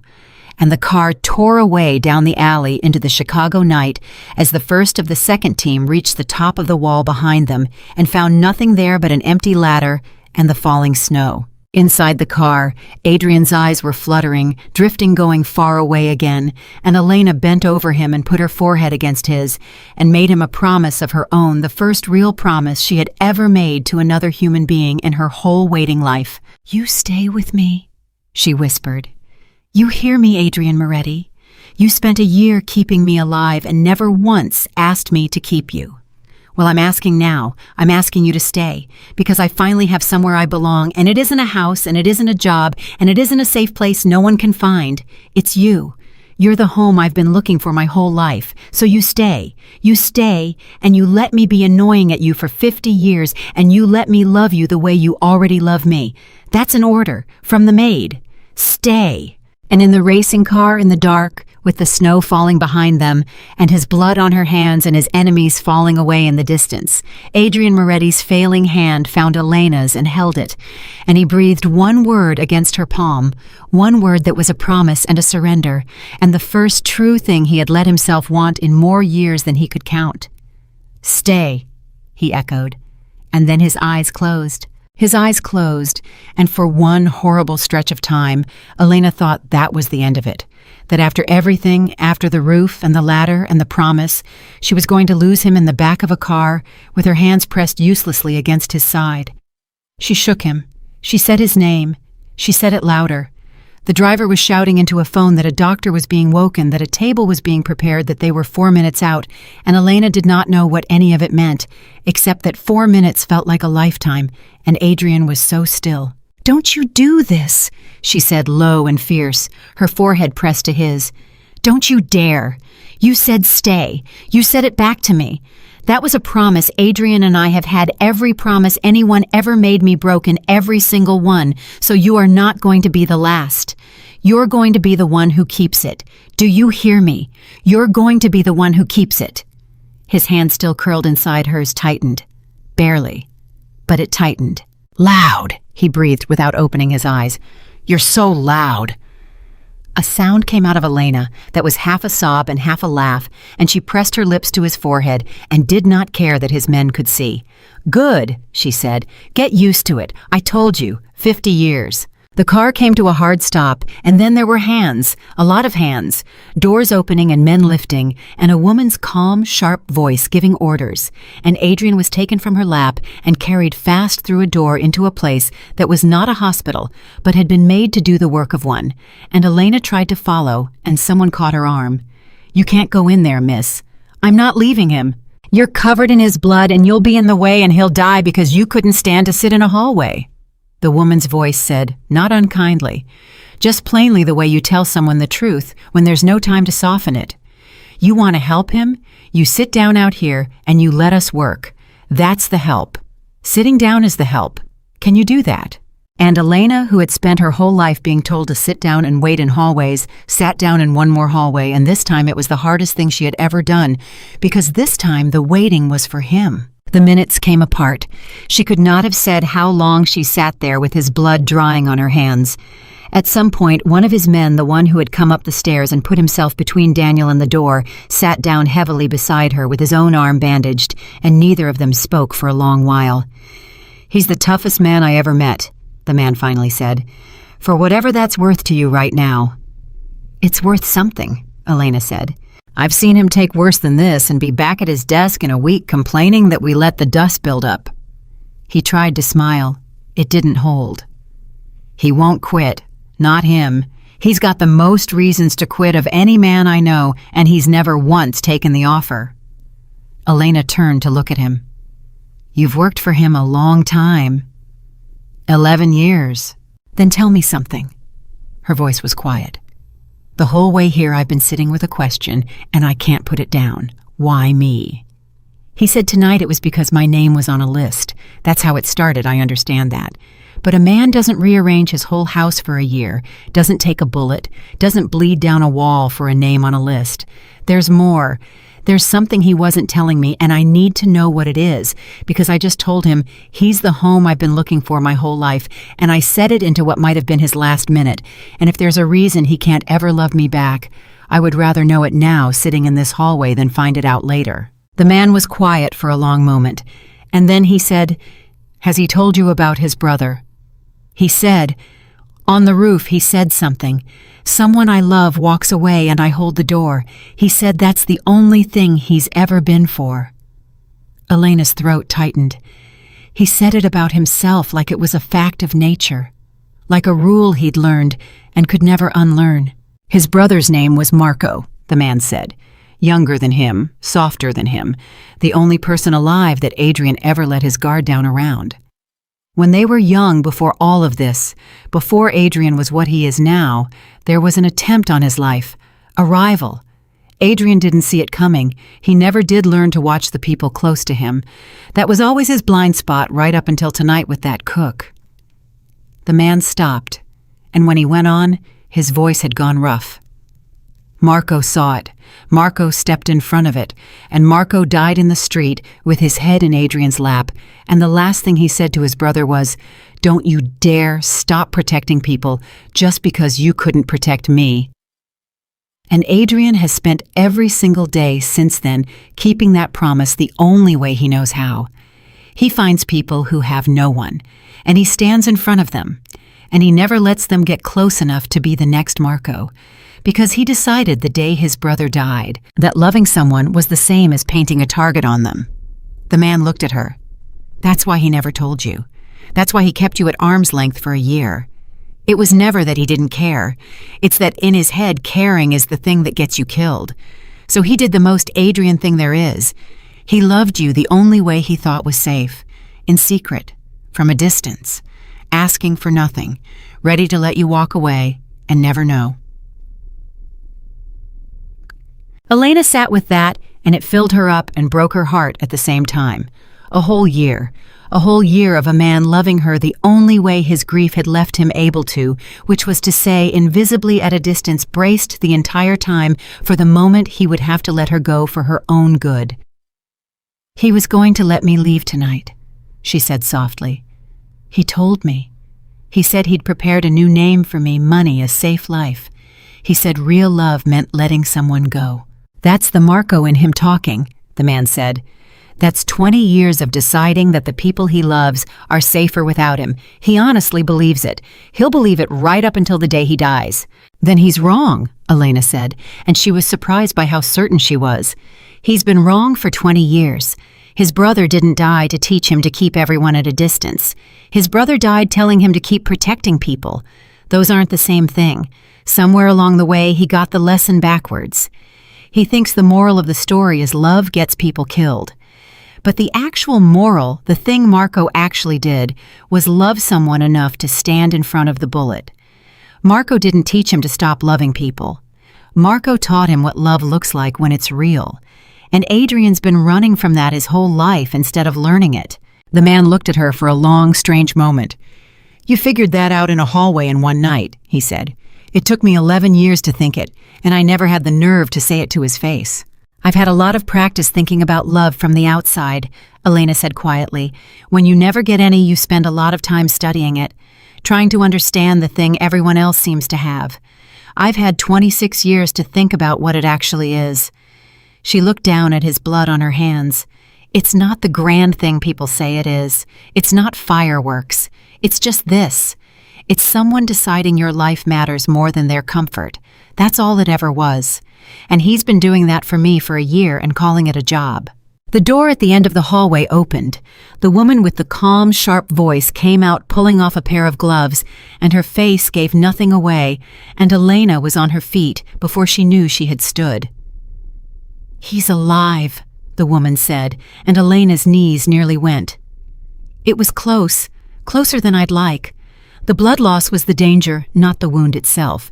He's lucky whoever packed that side wound on the roof knew to press hard and not let up." "That was me," Elena said faintly. I pressed. I didn't know if I was doing it right." "You did it right." The woman looked at her with something that might have been respect. "You kept enough in him to work with. Another few minutes and I'd be telling you something different. He's going to live because you didn't stop pressing miss. Remember that whatever happens between the two of you, you want to know if you matter to a man like him. You already saved his life once tonight. That's your answer." Elena's whole body was shaking. "Can I see him?" "He's asking for you," the woman said. "Won't stop asking, actually. It's slowing his recovery, and I'd take it as a personal favor if you'd go in there and give him whatever he needs to hear so he'll rest." A dry, tired flicker crossed her face. "In 11 years, I've never once seen that man ask for anything. Now I can't get him to stop asking for a maid. Go on, before he tears his stitches trying to get up and find you himself." Elena went in. He was propped up gray and hollowed out, and smaller than she had ever seen him look, and there were tubes and machines and a bag of blood dripping slowly into his arm, and he turned his head the second she came through the door, and something in his face that had been braced and afraid let go all at once. "You're here," he said. "I'm here." She crossed to him and took the hand that didn't have a line in it, and she held it in both of hers. "Where else would I be?" "You could have gone." His voice was thin, but his eyes were clear now, clearer than they had been all night, the fog of the blood loss lifting. "The car brought you here, but it could have kept driving. There's a life waiting for you, Elena. It's still waiting. The name, the money, the safe place. None of that went away because tonight happened. It's all still there. You could walk out that door and be someone new and free by morning, and no one, not them, not me, no one would ever find you." He swallowed. "I need you to know that's still true. I need you to know I didn't save you tonight to trap you. The door's still open. It was always going to stay open. That was the whole point." And Elena understood that this was the last wall. This was Marco. This was 20 years of grief speaking through a dying man's mouth, offering her the exit one more time, because loving her and letting her go was the only shape love had ever been allowed to take in Adrian Moretti's whole broken life. So she sat down on the edge of the bed, careful of the tubes, and she did not let go of his hand, and she gave him the answer she had been building toward all night without knowing it. "I know about Marco," she said. His whole body went still. "Your man told me, out in the hallway. He told me what Marco did, and what Marco said, and what you decided it meant." She kept her voice gentle, but she did not look away from him. "And I need you to hear me, Adrian, because you've had 20 years to convince yourself of something that isn't true, and I only have right now to convince you of the truth before you build the wall back up. You got the lesson backwards. Your brother didn't die to teach you that love gets people killed. He died telling you to keep protecting people. That's the opposite. He wasn't warning you off love. He was showing you what it is." Adrian's jaw worked. "You didn't see him die." "No, I didn't. But I saw you almost die tonight, standing in front of me, on a roof, bleeding out because you wouldn't move out of the way." Her voice cracked and she pushed through it. "So don't tell me I don't understand what Marco did, because I watched you do the exact same thing 3 hours ago. You are your brother, Adrian. You've been him this whole time and you never even saw it. He stood in front of a bullet for someone he loved, and you've been standing in front of the whole world for strangers for 20 years, and every single one of them is alive, because a man who thinks love is dangerous keeps loving people anyway in secret and calling it a job." The machines beeped softly. Adrian stared at her, and something was happening behind his eyes, something enormous and slow, a thing that had been locked for 2 decades, beginning very reluctantly to move. "If I let you close," he said, and his voice broke on it, "this man who never broke, they'll come for you, not just tonight, for the rest of your life. Everyone I've ever let close has a target on them the day they let me in. That's not fear talking, Elena. That's 20 years of watching it happen. Marco, others after him, people who stood too near me and paid for it. If you stay, you don't get a safe life. You get my life, and my life gets people killed." "Then teach me to press harder on the wound," Elena said. He blinked. "You heard me. If my life is going to be dangerous, then teach me how to survive it the way you already taught me tonight without even meaning to. I stopped a man's blood on a freezing roof 3 hours ago, and I'd never done it before in my life. I found out tonight I'm braver than I ever knew, stronger than I ever knew. I stood between an old woman and a door and didn't move. I dragged a grown man across a rooftop by my own arms. I did all of that tonight, Adrian, and a year ago, I couldn't even tell you no when you were the only person I wanted to say yes to." She leaned in. "You didn't just protect me this year. You made me into someone who can survive being protected by you, someone who can stand next to your life instead of hiding from it. That's what you did. And now you want to send that person away to be safe and small in someone new, and I am telling you, I don't want to be safe and small in someone new. I spent 26 years being someone new for people who didn't want me. I finally figured out who I am, and I figured it out standing next to you, and I am not giving her up just because loving me scares you." Adrian closed his eyes. A long breath went out of him, shaky, and when he opened them again, they were wet, and Elena had never seen this man's eyes wet, would have said, an hour ago, it was not possible. "I don't know how to do this," he said, and it was the most honest thing she had ever heard him say. "I've never let anyone stay. I don't know how it works. I only know how to stand in front of people and let them go. I've done the letting go my whole life. I'm good at the letting go. It's the only part I know." His hand turned in hers, and his fingers curled around her fingers, and he held on like a man holding on to the edge of something. "You'll have to teach me the rest, the staying part. I don't know it. I never learned it. Marco was the last person I ever let stay, and I was too young to remember how we did it." "Then we'll learn it together," Elena said, and the tears were running down her face freely now, and she let them. "That's the whole thing, Adrian. That's what I've been trying to tell you all night. Both of us. Together. I don't know how to do it either. Nobody ever stayed for me long enough to teach me. So we're both starting from nothing. We're both terrible at this. That's perfect. That means neither of us has to pretend to know what we're doing. We just have to not leave. That's all staying is. It's just not leaving over and over every day until it becomes a life." For a long moment, Adrian Moretti, the most feared man in Chicago, the man who had held the door for 100 people and never once walked through it, himself looked at the woman sitting on the edge of his bed with his blood dried on her hands, and Elena watched 20 years of a certain kind of loneliness reach its end. "Okay," he said, just that, barely a sound. "Okay." "Okay," Elena repeated, and it came out on a laugh that was mostly tears. "Okay. That's it. That's the word. I say okay, and the whole thing I built for 20 years just—" He shook his head slowly, wondering at it. "One word. One stubborn woman and one word." "You should have tried it years ago," Elena said. "Would have saved you a lot of brooding. I didn't have you years ago." And that more than anything he had said all night, more than someone I love on the roof, more than any of it went straight into the center of Elena and stayed there warm, permanent hers. "I didn't have you years ago." As if she were something a person could have. As if she were something a person could want to have. As if she were not a parcel to be moved from hand to hand, but a home a man could finally come back to. She lifted his hand and pressed her lips to his knuckles the way he had never let anyone do, the way he did not pull away from now. "Rest," she said. "You lost half your blood tonight, and you're still trying to win an argument. Rest. I'll be right here. You'll be here when I wake up." It was not quite a question, but it was not quite not one either. It was the question of a man who had spent his whole life watching people leave, asking just once out loud for someone to prove him wrong. "I'll be here when you wake up," Elena said. "And the day after, and the one after that. You're stuck with me, Adrian Moretti. You made the mistake of saving my life and letting me find out I love you in the same night, and now I'm never going anywhere. That's your punishment for a year of silence. Me, forever, right here." His eyes were already closing, the exhaustion pulling him down.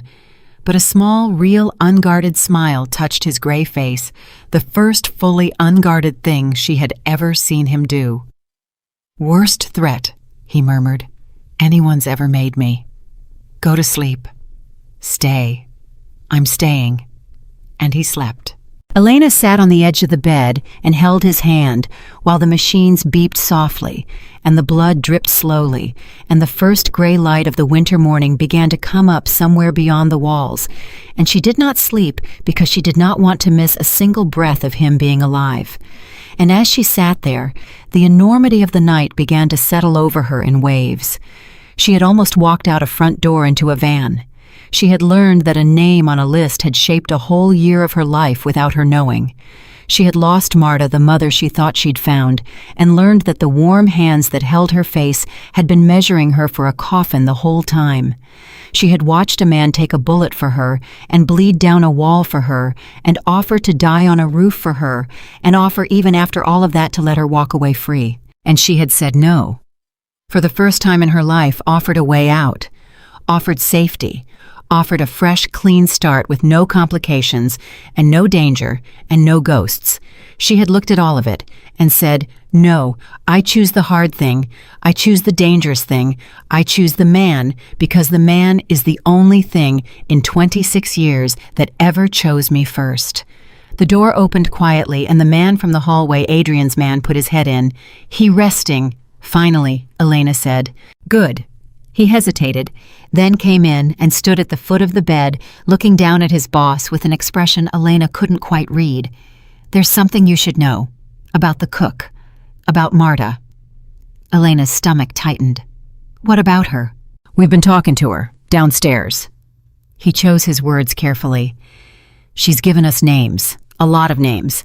Turns out that after 20 years of doing this, an old woman who's been passed over and overlooked and never once suspected knows just about everything about everyone. The whole network she worked for. The people above Daniel. The ones who make the lists in the first place." He looked at Elena. "She's handing all of it over. Every last piece of it." "Why?" Elena said. "Why would she do that? She didn't even flinch on that roof. She said everyone has a price they'd betray the world to avoid paying." "She did say that." The man nodded slowly.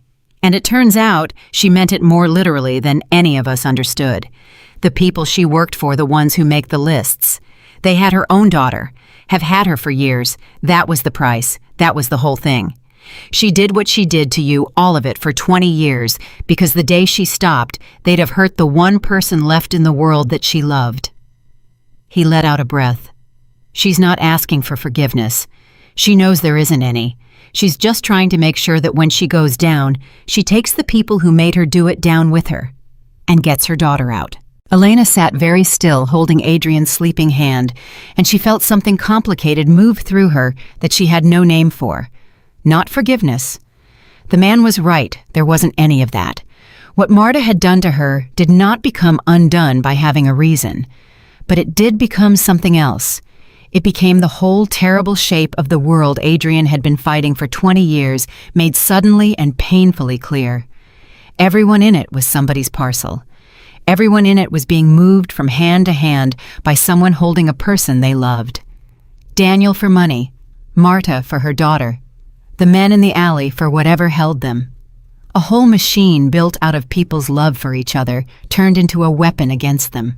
And one man, one bleeding, stubborn, impossible man, had spent his whole life standing in the one spot he could reach, holding one door at a time, pulling one name at a time off the list and asking for nothing, and letting them all walk away free. "Get her daughter out," Elena said quietly. The man blinked. "What?" "You heard me. Whatever it takes. Whatever he'd do." She nodded at the sleeping man whose hand she held. "That's what he does, isn't it? That's the whole thing he's for. He finds the person with no one, and he stands in front of them. Marta's daughter has no one but a mother who's going to prison. So." Elena lifted her chin. "Get her out. Tell him it was my first order as whatever I am to him now. He'll understand. He got the lesson backwards for 20 years, but he'll understand this. It's the only lesson he ever really knew." The man looked at her for a long moment, and then something in his weathered face shifted into what might have been the beginning of respect, or maybe even the beginning of loyalty, the kind he'd only ever given to one person before. "He picked right," the man said quietly. "Whatever else happened tonight, he picked right with you." And he went out to make the call. Elena turned back to Adrian, sleeping, breathing alive hers, and she settled his hand more gently between both of hers, and she watched the gray winter light come up over the ruins of the most important night of her life.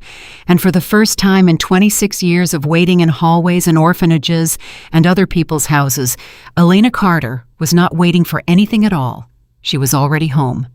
He woke 3 days later to find her still there. Not in the chair by the bed where she had slept the first 2 nights until his men insisted she take a real room. She was standing at the window when his eyes opened, and the morning light was on her face, and Adrian Moretti lay very still for a moment and watched the one thing he had never in his life let himself believe he would get to keep. A person who had stayed. "You're awake," Elena said without turning around. "I can tell by your breathing. It changes. You've been listening to me breathe for 3 days. Somebody had to make sure you kept doing it." Now she turned, and there were shadows under her eyes, and her clothes were borrowed, and her hair was a mess, and Adrian thought he had never seen anything so beautiful in his whole hard life. "You gave me a scare, Moretti. The doctor said you were stable, and then your fever spiked the second night, and I sat here and I yelled at you for 2 hours straight. You don't remember it, but I do. I said terrible things. I called you selfish. I told you that if you died after making me love you, I would never forgive you as long as I lived." "That's why the fever broke," Adrian said. "I was afraid to face you." She crossed the room and sat on the edge of the bed, careful the way she'd learned to be careful of the tubes, though there were fewer of them now. "How do you feel?" "Like I lost half my blood on a roof." He shifted, winced, settled. "And like I'd do it again. Both true at once. Turns out a man can hold 2 things." "A man can hold a lot of things," Elena said quietly. "I found that out this week." Something passed between them. Then, the whole weight of everything that had happened, the house, the roof, the ladder, the long cold ride, and neither of them said anything for a moment, because some things are too big for the first words after. "Tell me what happened," Adrian finally said. "All of it. I've been out of it for 3 days, and my men give me the careful version, the version they think won't spike my fever. I don't want the careful version. I want yours." So Elena told him. She told him about the hallway in Marco and how his man had explained the thing Adrian had never been able to say himself. She watched his face when she said his brother's name watched the old grief move under his skin, and she did not look away from it because she had decided somewhere in the last 3 days that she was never going to be a person who looked away from his grief again. "He shouldn't have told you that," Adrian said, but there was no anger in it. "That's mine. That's the one thing that's only mine." "It's not only yours anymore," Elena said gently. "That's what staying means, Adrian. You don't get to keep the worst thing locked in a room by yourself anymore." I moved in. I moved into all of it, including that room. I know about Marco now, and I'm not going to treat you like you're made of glass because of it, and I'm not going to pretend it isn't there. I'm just going to know it, and love you anyway. That's the whole deal. That's what you signed up for when you said, okay. Adrian was quiet for a long moment. 20 years, he said. 20 years I kept that door shut. My own men tiptoe around his name. And you've been in my life for 1 week of it actually mattering, and you're already standing in the middle of the room I never let anyone into telling me you're not leaving. Told you I was going to be annoying. You did. A ghost of a smile. You warned me. 50 years, you said. 47 now, Elena said. You used up 3 of them being unconscious. And he laughed. Really laughed, and then winced because laughing pulled at the wound, and she reached out without thinking and pressed her hand flat against his side, the way she had on the roof, and he went still under her touch, and they both understood that it had become a thing between them now, her hand on that wound, the place where she had kept him in the world. There's more, Elena said, and her voice changed, and Adrian read it instantly, the way he read everything. Marta. Marta. Elena drew a breath. She talked. She gave your men everything, names above Daniel, names above the people above Daniel, the whole shape of the network that makes the lists.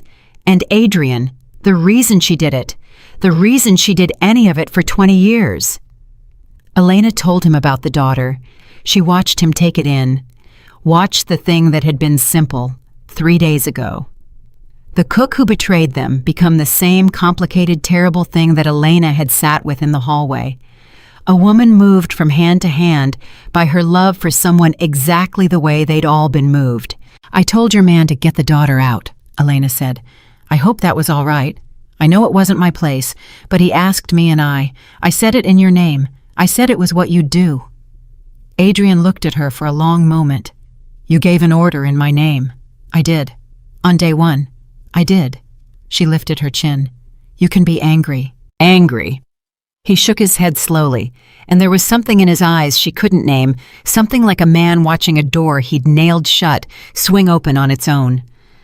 Elena, do you understand what you did? My whole life, my whole organization, everyone in it, they've all spent years trying to guess what I'd do, trying to please me, trying to earn a place. And in 1 week, you didn't guess what I'd do. You knew. You knew me better in a week than men who've bled for me for a decade. You looked at the worst night of your life, at the woman who measured you for a coffin, and your first instinct was to save her daughter. Because you already understood the only thing I've ever actually believed. Find the person with no one. Stand in front of them. His voice went rough. That's not something I taught you. That's who you are. That's who you were the whole time under all the waiting. You were always this. You just never had anyone stand still long enough for you to be it. Elena's eyes filled. Did they? Is the daughter? If I know my men and I told them to do what you said in my name, then yes. Adrian's hand found hers. She's out. Wherever she is right now, she's out and she's safe. And she has no idea that the reason is a maid who nearly died 3 nights ago decided she deserved it. That's your doing, Elena. Your first act in this life you chose. You reached into the worst thing that ever happened to you, and you pulled a stranger's child out of the fire. That's who you are now. That's who you get to be from here on out.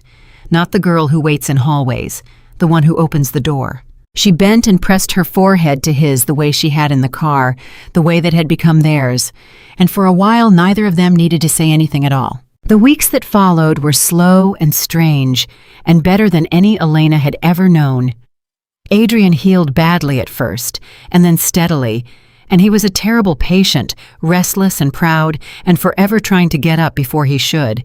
And Elena was there for every hour of it, yelling at him exactly as much as she'd promised, and he complained about the yelling, and never once meant it because a man who has spent 20 years in silence learns fast that being yelled at by someone who stayed is its own kind of music. The network came apart. What Marta gave them, and what Adrian's people did with it, unwound a thing that had operated in the shadows of the city for longer than Elena had been alive. Lists were destroyed, names came off them. Somewhere out in the country, women Elena would never meet went on living ordinary lives, pouring coffee and humming to themselves, never knowing that they'd been chosen, and then unchosen, never knowing there'd been a night when a wounded man and a stubborn woman had pulled the whole machine down on top of the people who built it. Marta went away to the place people like her go, and she never asked Elena for forgiveness, and Elena never offered it, and that was the honest shape of that particular grief. But once near the end, Elena went to see her. She didn't fully understand why she went.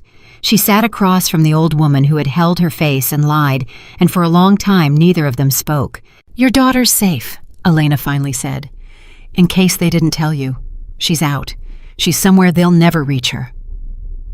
Marta's composure held for 20 years, held through betrayal and capture, and everything after finally broke.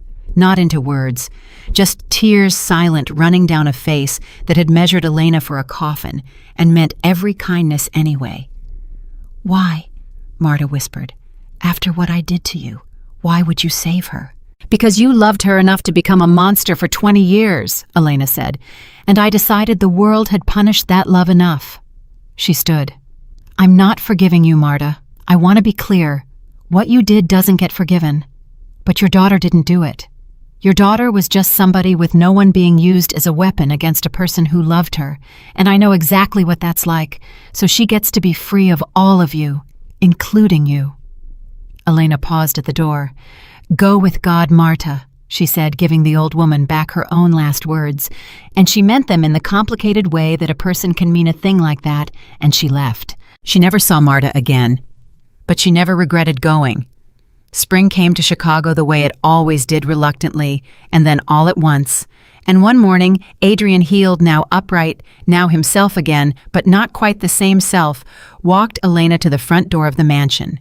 The same front door, the same heavy iron handle, the one she had reached for on the coldest night of her life, with a suitcase in her hand and a trap on the other side. Beyond it, in the drive, a car was waiting. "What is this?" Elena said, though something in her chest had already begun to understand. It's the same offer, Adrian said quietly.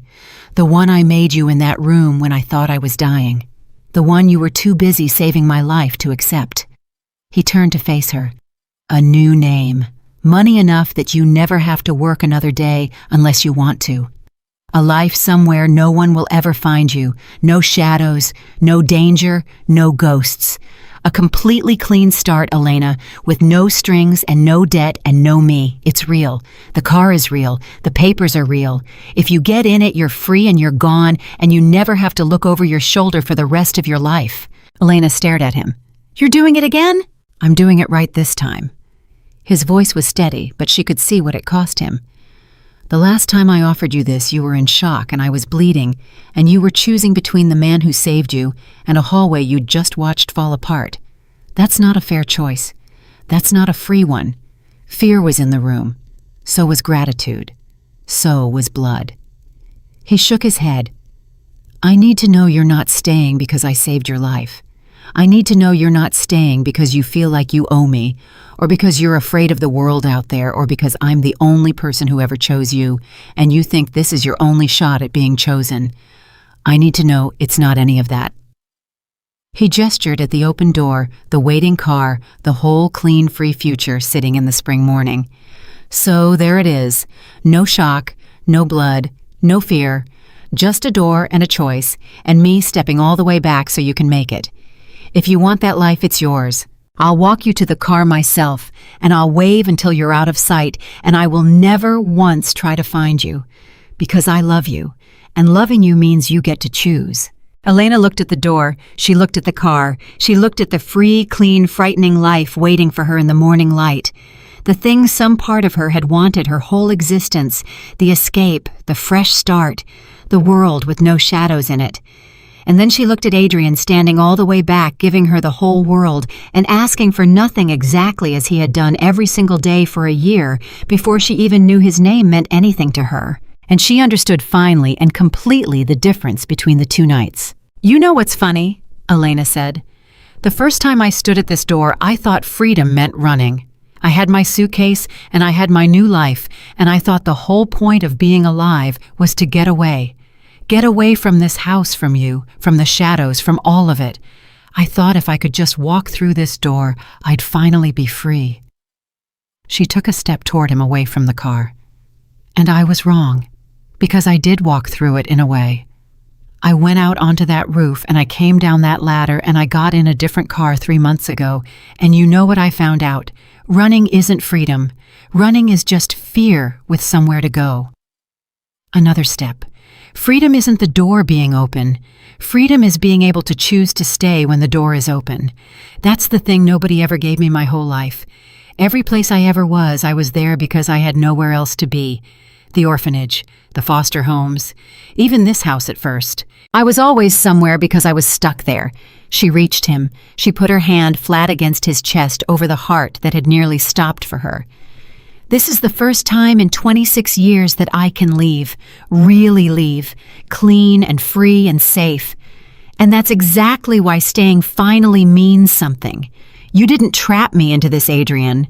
You did the opposite. You spent a whole year and a bullet and 3 months making sure that when I chose, it would be a real choice. So here it is. Here's my real choice. She reached past him, and she took hold of the heavy iron handle of the front door, the same handle, the same door, and Adrian went very still, because for one terrible second he could not tell what she was going to do. She pulled the door closed. The latch caught with a soft final sound, and the car and the clean, free future and the world with no shadows in it disappeared behind it, and Elena Carter turned the deadbolt with her own hand. Not because I'm trapped, she said, echoing a thing she had thought on a different night at this same door without ever saying it aloud. Because I want to stay. There's a difference. You taught me the difference. It took you almost dying, and it took me almost leaving, but I know it now, and I'm never going to forget it. Her eyes were shining. I'm not choosing you because I'm afraid of what's out there. I'm choosing you because you're the first person in my whole life who showed me what it means to be safe.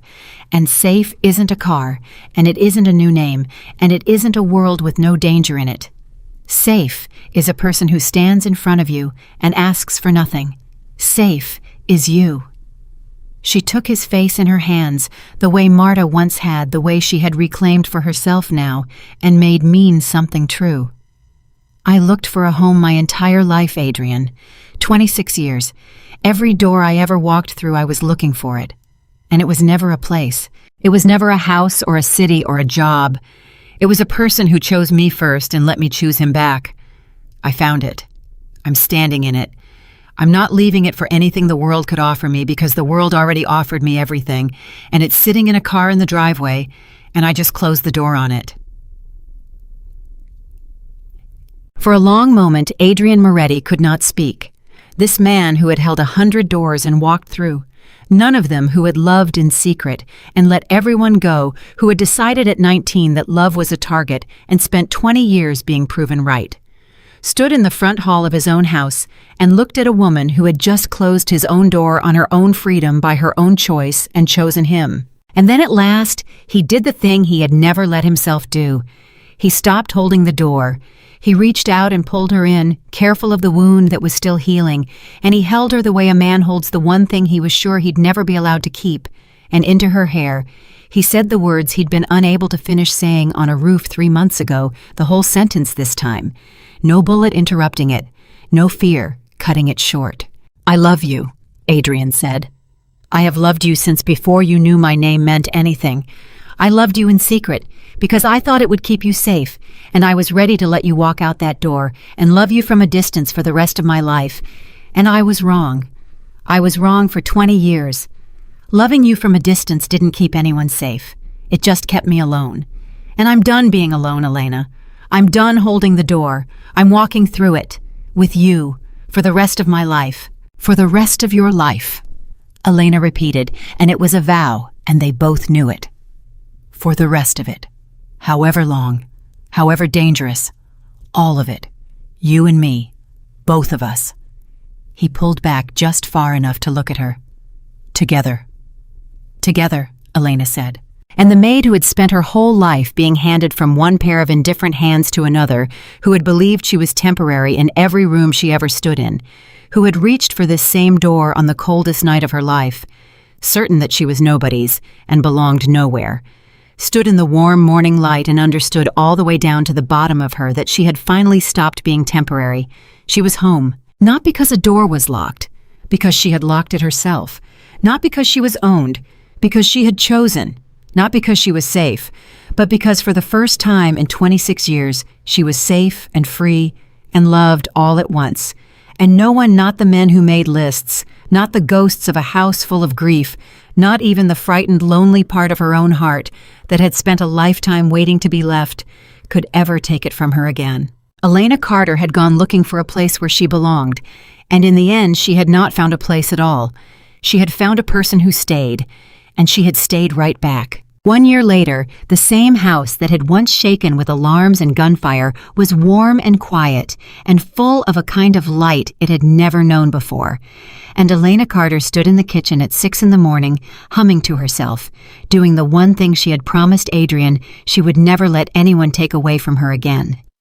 She was making coffee, not because anyone had ordered her to, not because it was her job, because she wanted to in her own home in the life she had chosen, with her own 2 hands on a locked door.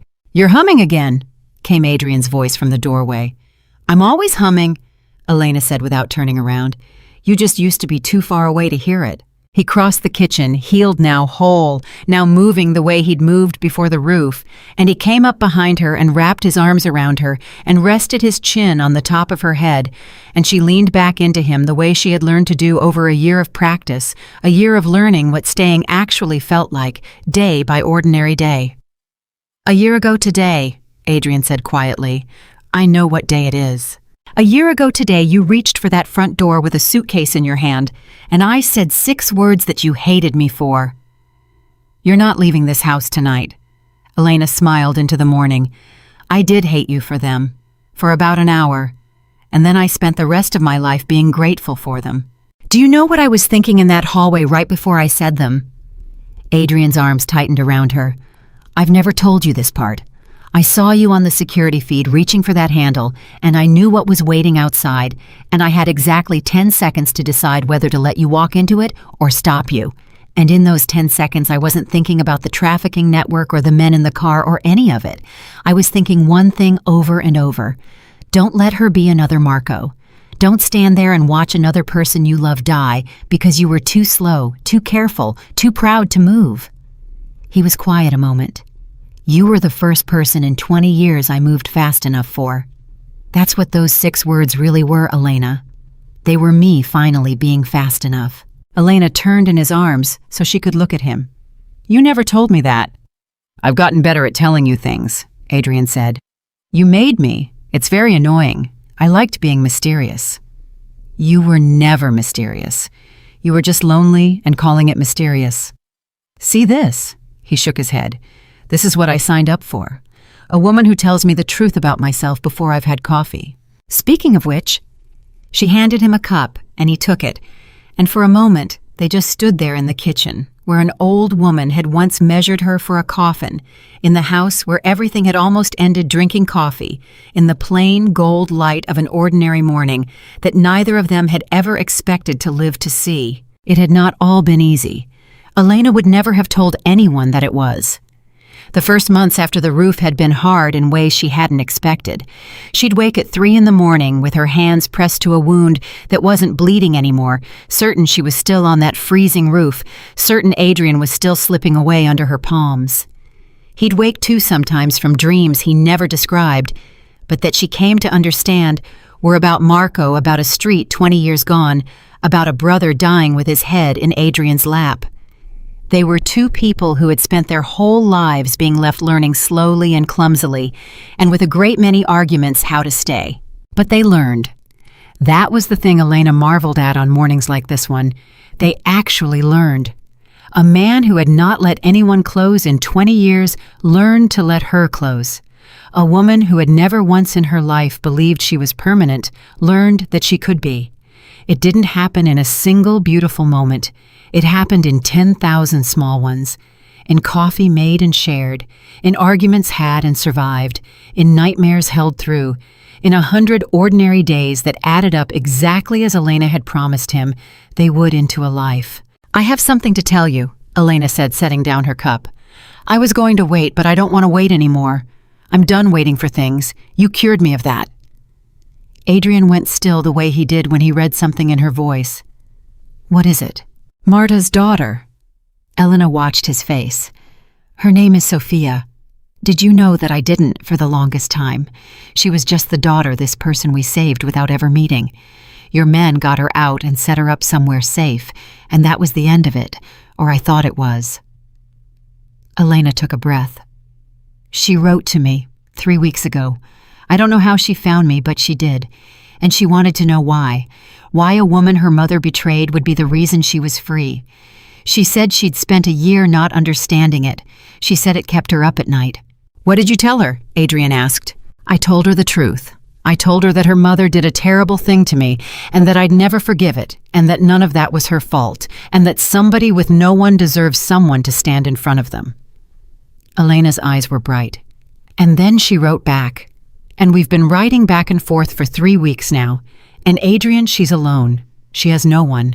Her mother's gone. Her whole world was built on a lie, and she's 23, and she has nobody, and she's kind. She's so kind you can feel it in every letter. This girl who grew up with a monster for a mother somehow came out kind. Elena reached out and took his hand. I want to bring her here. Not forever, not if she doesn't want it. But I want to offer her what you offered me, a safe place, real work, walls, and someone on the other side of them. I want to find the person with no one and stand in front of her. I want to do the thing you do. I want us to do it together. Adrian looked at her for a long moment, and Elena watched something move across his face, something enormous, and she braced herself for the reasons why it couldn't be done, the danger, the risk, the ghosts. But that wasn't what came. You want to bring the daughter of the woman who nearly got you killed into our home, he said slowly, and give her the same gift I gave you. Yes, because she has no one. Because she has no one. Adrian set down his coffee. He took both her hands in both of his, and when he spoke, his voice was thick in a way she had only heard a few times on a roof in a hospital bed at a locked door. When Marco died, he said the last thing he told me was to keep protecting people. And for 20 years I did it, but I did it the way a wounded animal does anything. Defensively. Alone. Bracing for the next loss. I protected people the way you'd hold your breath underwater just trying to survive until it was over. He shook his head. And then you came along and you told me I'd gotten the lesson backwards. You told me Marco wasn't teaching me that love gets people killed. He was teaching me what love looks like when it's real. A tear slipped down the face of the most feared man in Chicago, and he let it. And now here you are, a year later, not braced for loss, not holding your breath, just looking at a lonely girl with no one and wanting to open the door for her, freely, joyfully, because you want to, not because you're afraid of what happens if you don't. His voice broke. That's the lesson, Elena. That's the thing I couldn't learn in 20 years and you learned in 1. You're not protecting Sophia because you're afraid. You're protecting her because you're free. And you learned to be free by being loved, which means I did it, which means I finally, after 20 years, did the thing Marco actually asked me to do. He pulled her in. Yes, bring her home. Bring her home, Elena. Let's stand in front of her together. And Elena Carter, who had spent 26 years being nobodies and belonging nowhere, held the man who had made her his in the kitchen of the home she had chosen and understood that the circle had finally closed. She had been the girl with no one. Adrian had stood in front of her, and now together they were going to be the ones who stood in front of the next girl with no one, and the next, turning a house that had been built on grief and fear into something else entirely. A place where the abandoned came to stop being temporary. A door that opened instead of trapped. A home that made more homes. Sophia arrived on a spring afternoon nervous and thin and clutching a single small bag that held everything she owned. And when Elena opened the front door, the same front door, and saw the girl standing there with the terrified, guarded, waiting look of a person who has never once in her life been wanted. Elena felt her own past rise up and look back at her across the threshold. "You must be Sophia," Elena said gently. "I don't understand why you're doing this," the girl blurted. "I've thought about it the whole way here. Your husband, his people, they said I could stay as long as I want, that there's work if I want it, that I'm safe here. But I don't understand. My mother hurt you. My mother almost killed you. Why would you ever open your door to me?" And Elena Carter looked at the frightened girl on her doorstep, and she gave her the only answer that had ever mattered, the answer that a bleeding man had given her a year ago. Without words, the answer she had spent a whole life waiting to hear, and a whole year learning to say. "Because someone did it for me," Elena said, "when I had no one, when I thought I was nothing and nobody and temporary in every room I stood in. Someone opened his door and stood in front of me and asked for nothing, and it saved my life. Not just the trafficking network, not just the men who wanted to hurt me. It saved my life. It taught me I was a person somebody could choose." She stepped back and opened the door wide all the way, the whole warm, golden house spread out behind her. "So now I'm doing it for you. That's how it works, Sophia. That's the only thing any of it was ever for. Somebody stands in front of you when you have no one. And then someday when you're strong enough, you stand in front of somebody else. It's the only thing that ever pushes back against all the people who make lists. It's love handed forward over and over until it outnumbers them." She held out her hand. "Come inside. You're not temporary here. Nobody is temporary here. Not anymore. This is a house where people stay." And the girl with no one took the hand of the woman who had once been a girl with no one, and she crossed the threshold, and behind her, Elena Carter closed the front door, the same iron handle, the same heavy door, the door she had reached for in terror a lifetime ago, and locked in love a year ago, and now opened at last in welcome. She did not close it because anyone was trapped. She closed it because everyone inside had chosen to stay. Adrian appeared at the end of the hall, and his eyes met Elena's over the head of the frightened, hopeful girl, and in his face was the whole impossible distance he had traveled from a 19-year-old holding his dying brother in a street, deciding love was a target all the way to this, a man standing in a house full of light, watching his wife open their door to the child of an enemy, because that was simply what their love did now. It made room. It made more. Marta would never have believed it, Adrian said quietly later that night when Sophia was asleep in a warm room upstairs and the house had gone still. That her daughter would end up safe under my roof, that the girl she tried to sell would be the one to save her child. She'd believe it, Elena said. She knew about love. That was her whole tragedy. She knew exactly what love was worth. She just spent 20 years being forced to use it as a weapon instead of a shelter. I think somewhere, wherever she is, she'd believe it. And I think it might be the only peace she ever gets. Elena leaned into him. Her daughter is upstairs safe in a home built by a woman she wronged. That's the closest thing to redemption a story like hers gets. It's not forgiveness.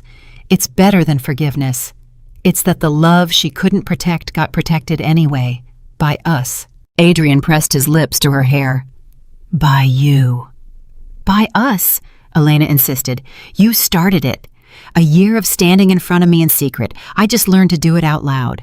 They stood together at the window, the two of them, the feared man and the maid who had refused to stay a maid, looking out at the same winter city that had once been full of shadows for both of them. And Elena thought about the long, strange road that had brought her here.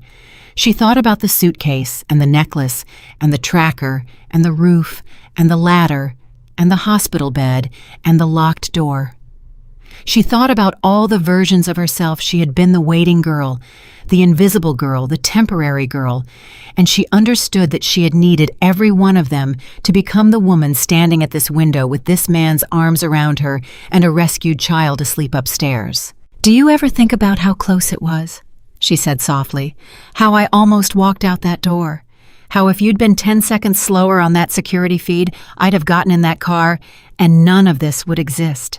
Sophia would still be alone. That network would still be running. You'd still be holding your breath underwater and calling it protecting people. And I'd be... She stopped. You'd be gone, Adrian finished, in the worst way there is. I'd be gone, Elena agreed. And instead I'm here, because you were fast enough. One time. For me. She turned in his arms and looked up at him, and her whole face was full of the thing she had spent 26 years looking for and finally found. You know what I figured out, the thing I finally understand standing here a year later. Tell me. Home was never a place I was going to find by walking through the right door, Elena said. I spent my whole life thinking if I could just get to the right room, the right city, the right job, the right escape, I'd finally belong somewhere. But home isn't a door you walk through. Home is a person you build, brick by brick, day by day, coffee by coffee, nightmare by nightmare, argument by argument, and then the making up after. Home is the thing you make when two people who were sure they'd always be left decide every single morning to stay anyway. She put her hand flat against his chest over the heart that had stopped for her and started again. I didn't find a home, Adrian. There was never a home out there waiting for me. We made one, out of nothing, out of two broken people and a locked door and a promise. We made the thing I was looking for my whole life, and it turns out it was never a place I could have found. It was a person I had to build it with. Adrian Moretti, who had loved her in silence for a year and out loud for a year more, who had held 100 doors and walked through the one that mattered, who had learned at last that the lesson of his whole grief-broken life was not to hold his breath but to breathe, looked at the woman he had built a home with, and he said the truest thing he had ever said. Then let's keep building it, he said, for the rest of our lives. However long, however many lonely people we find on our doorstep, let's keep building it and keep opening the door and keep standing in front of everyone the world tried to throw away until this whole house is full of people who used to have no one. He kissed her forehead. That's what I want the rest of my life to be. Not an empire, not power, not revenge, just this. A house where people stay, with you, forever. Forever, Elena said. And she meant it all the way down, the way she had never been able to mean anything before she met him. Because for the first time in her entire life forever was a thing she got to choose, and no one. Not the men who made lists, not the ghosts of the past, not the frightened waiting girl she used to be, could ever take it from her. The girl who had reached for a door to run away had learned to open one to let people in. The man who had held every door and walked through none had finally walked through the one that led home, and the home they built together out of nothing but two stubborn hearts that refused to keep being left stood warm and bright and full against the whole cold, shadowed world, its door open to anyone, with no one for the rest of both their lives. Elena Carter had spent 26 years looking for a place where she belonged. In the end, she stopped looking for a place. She built one, and she never ever left it again.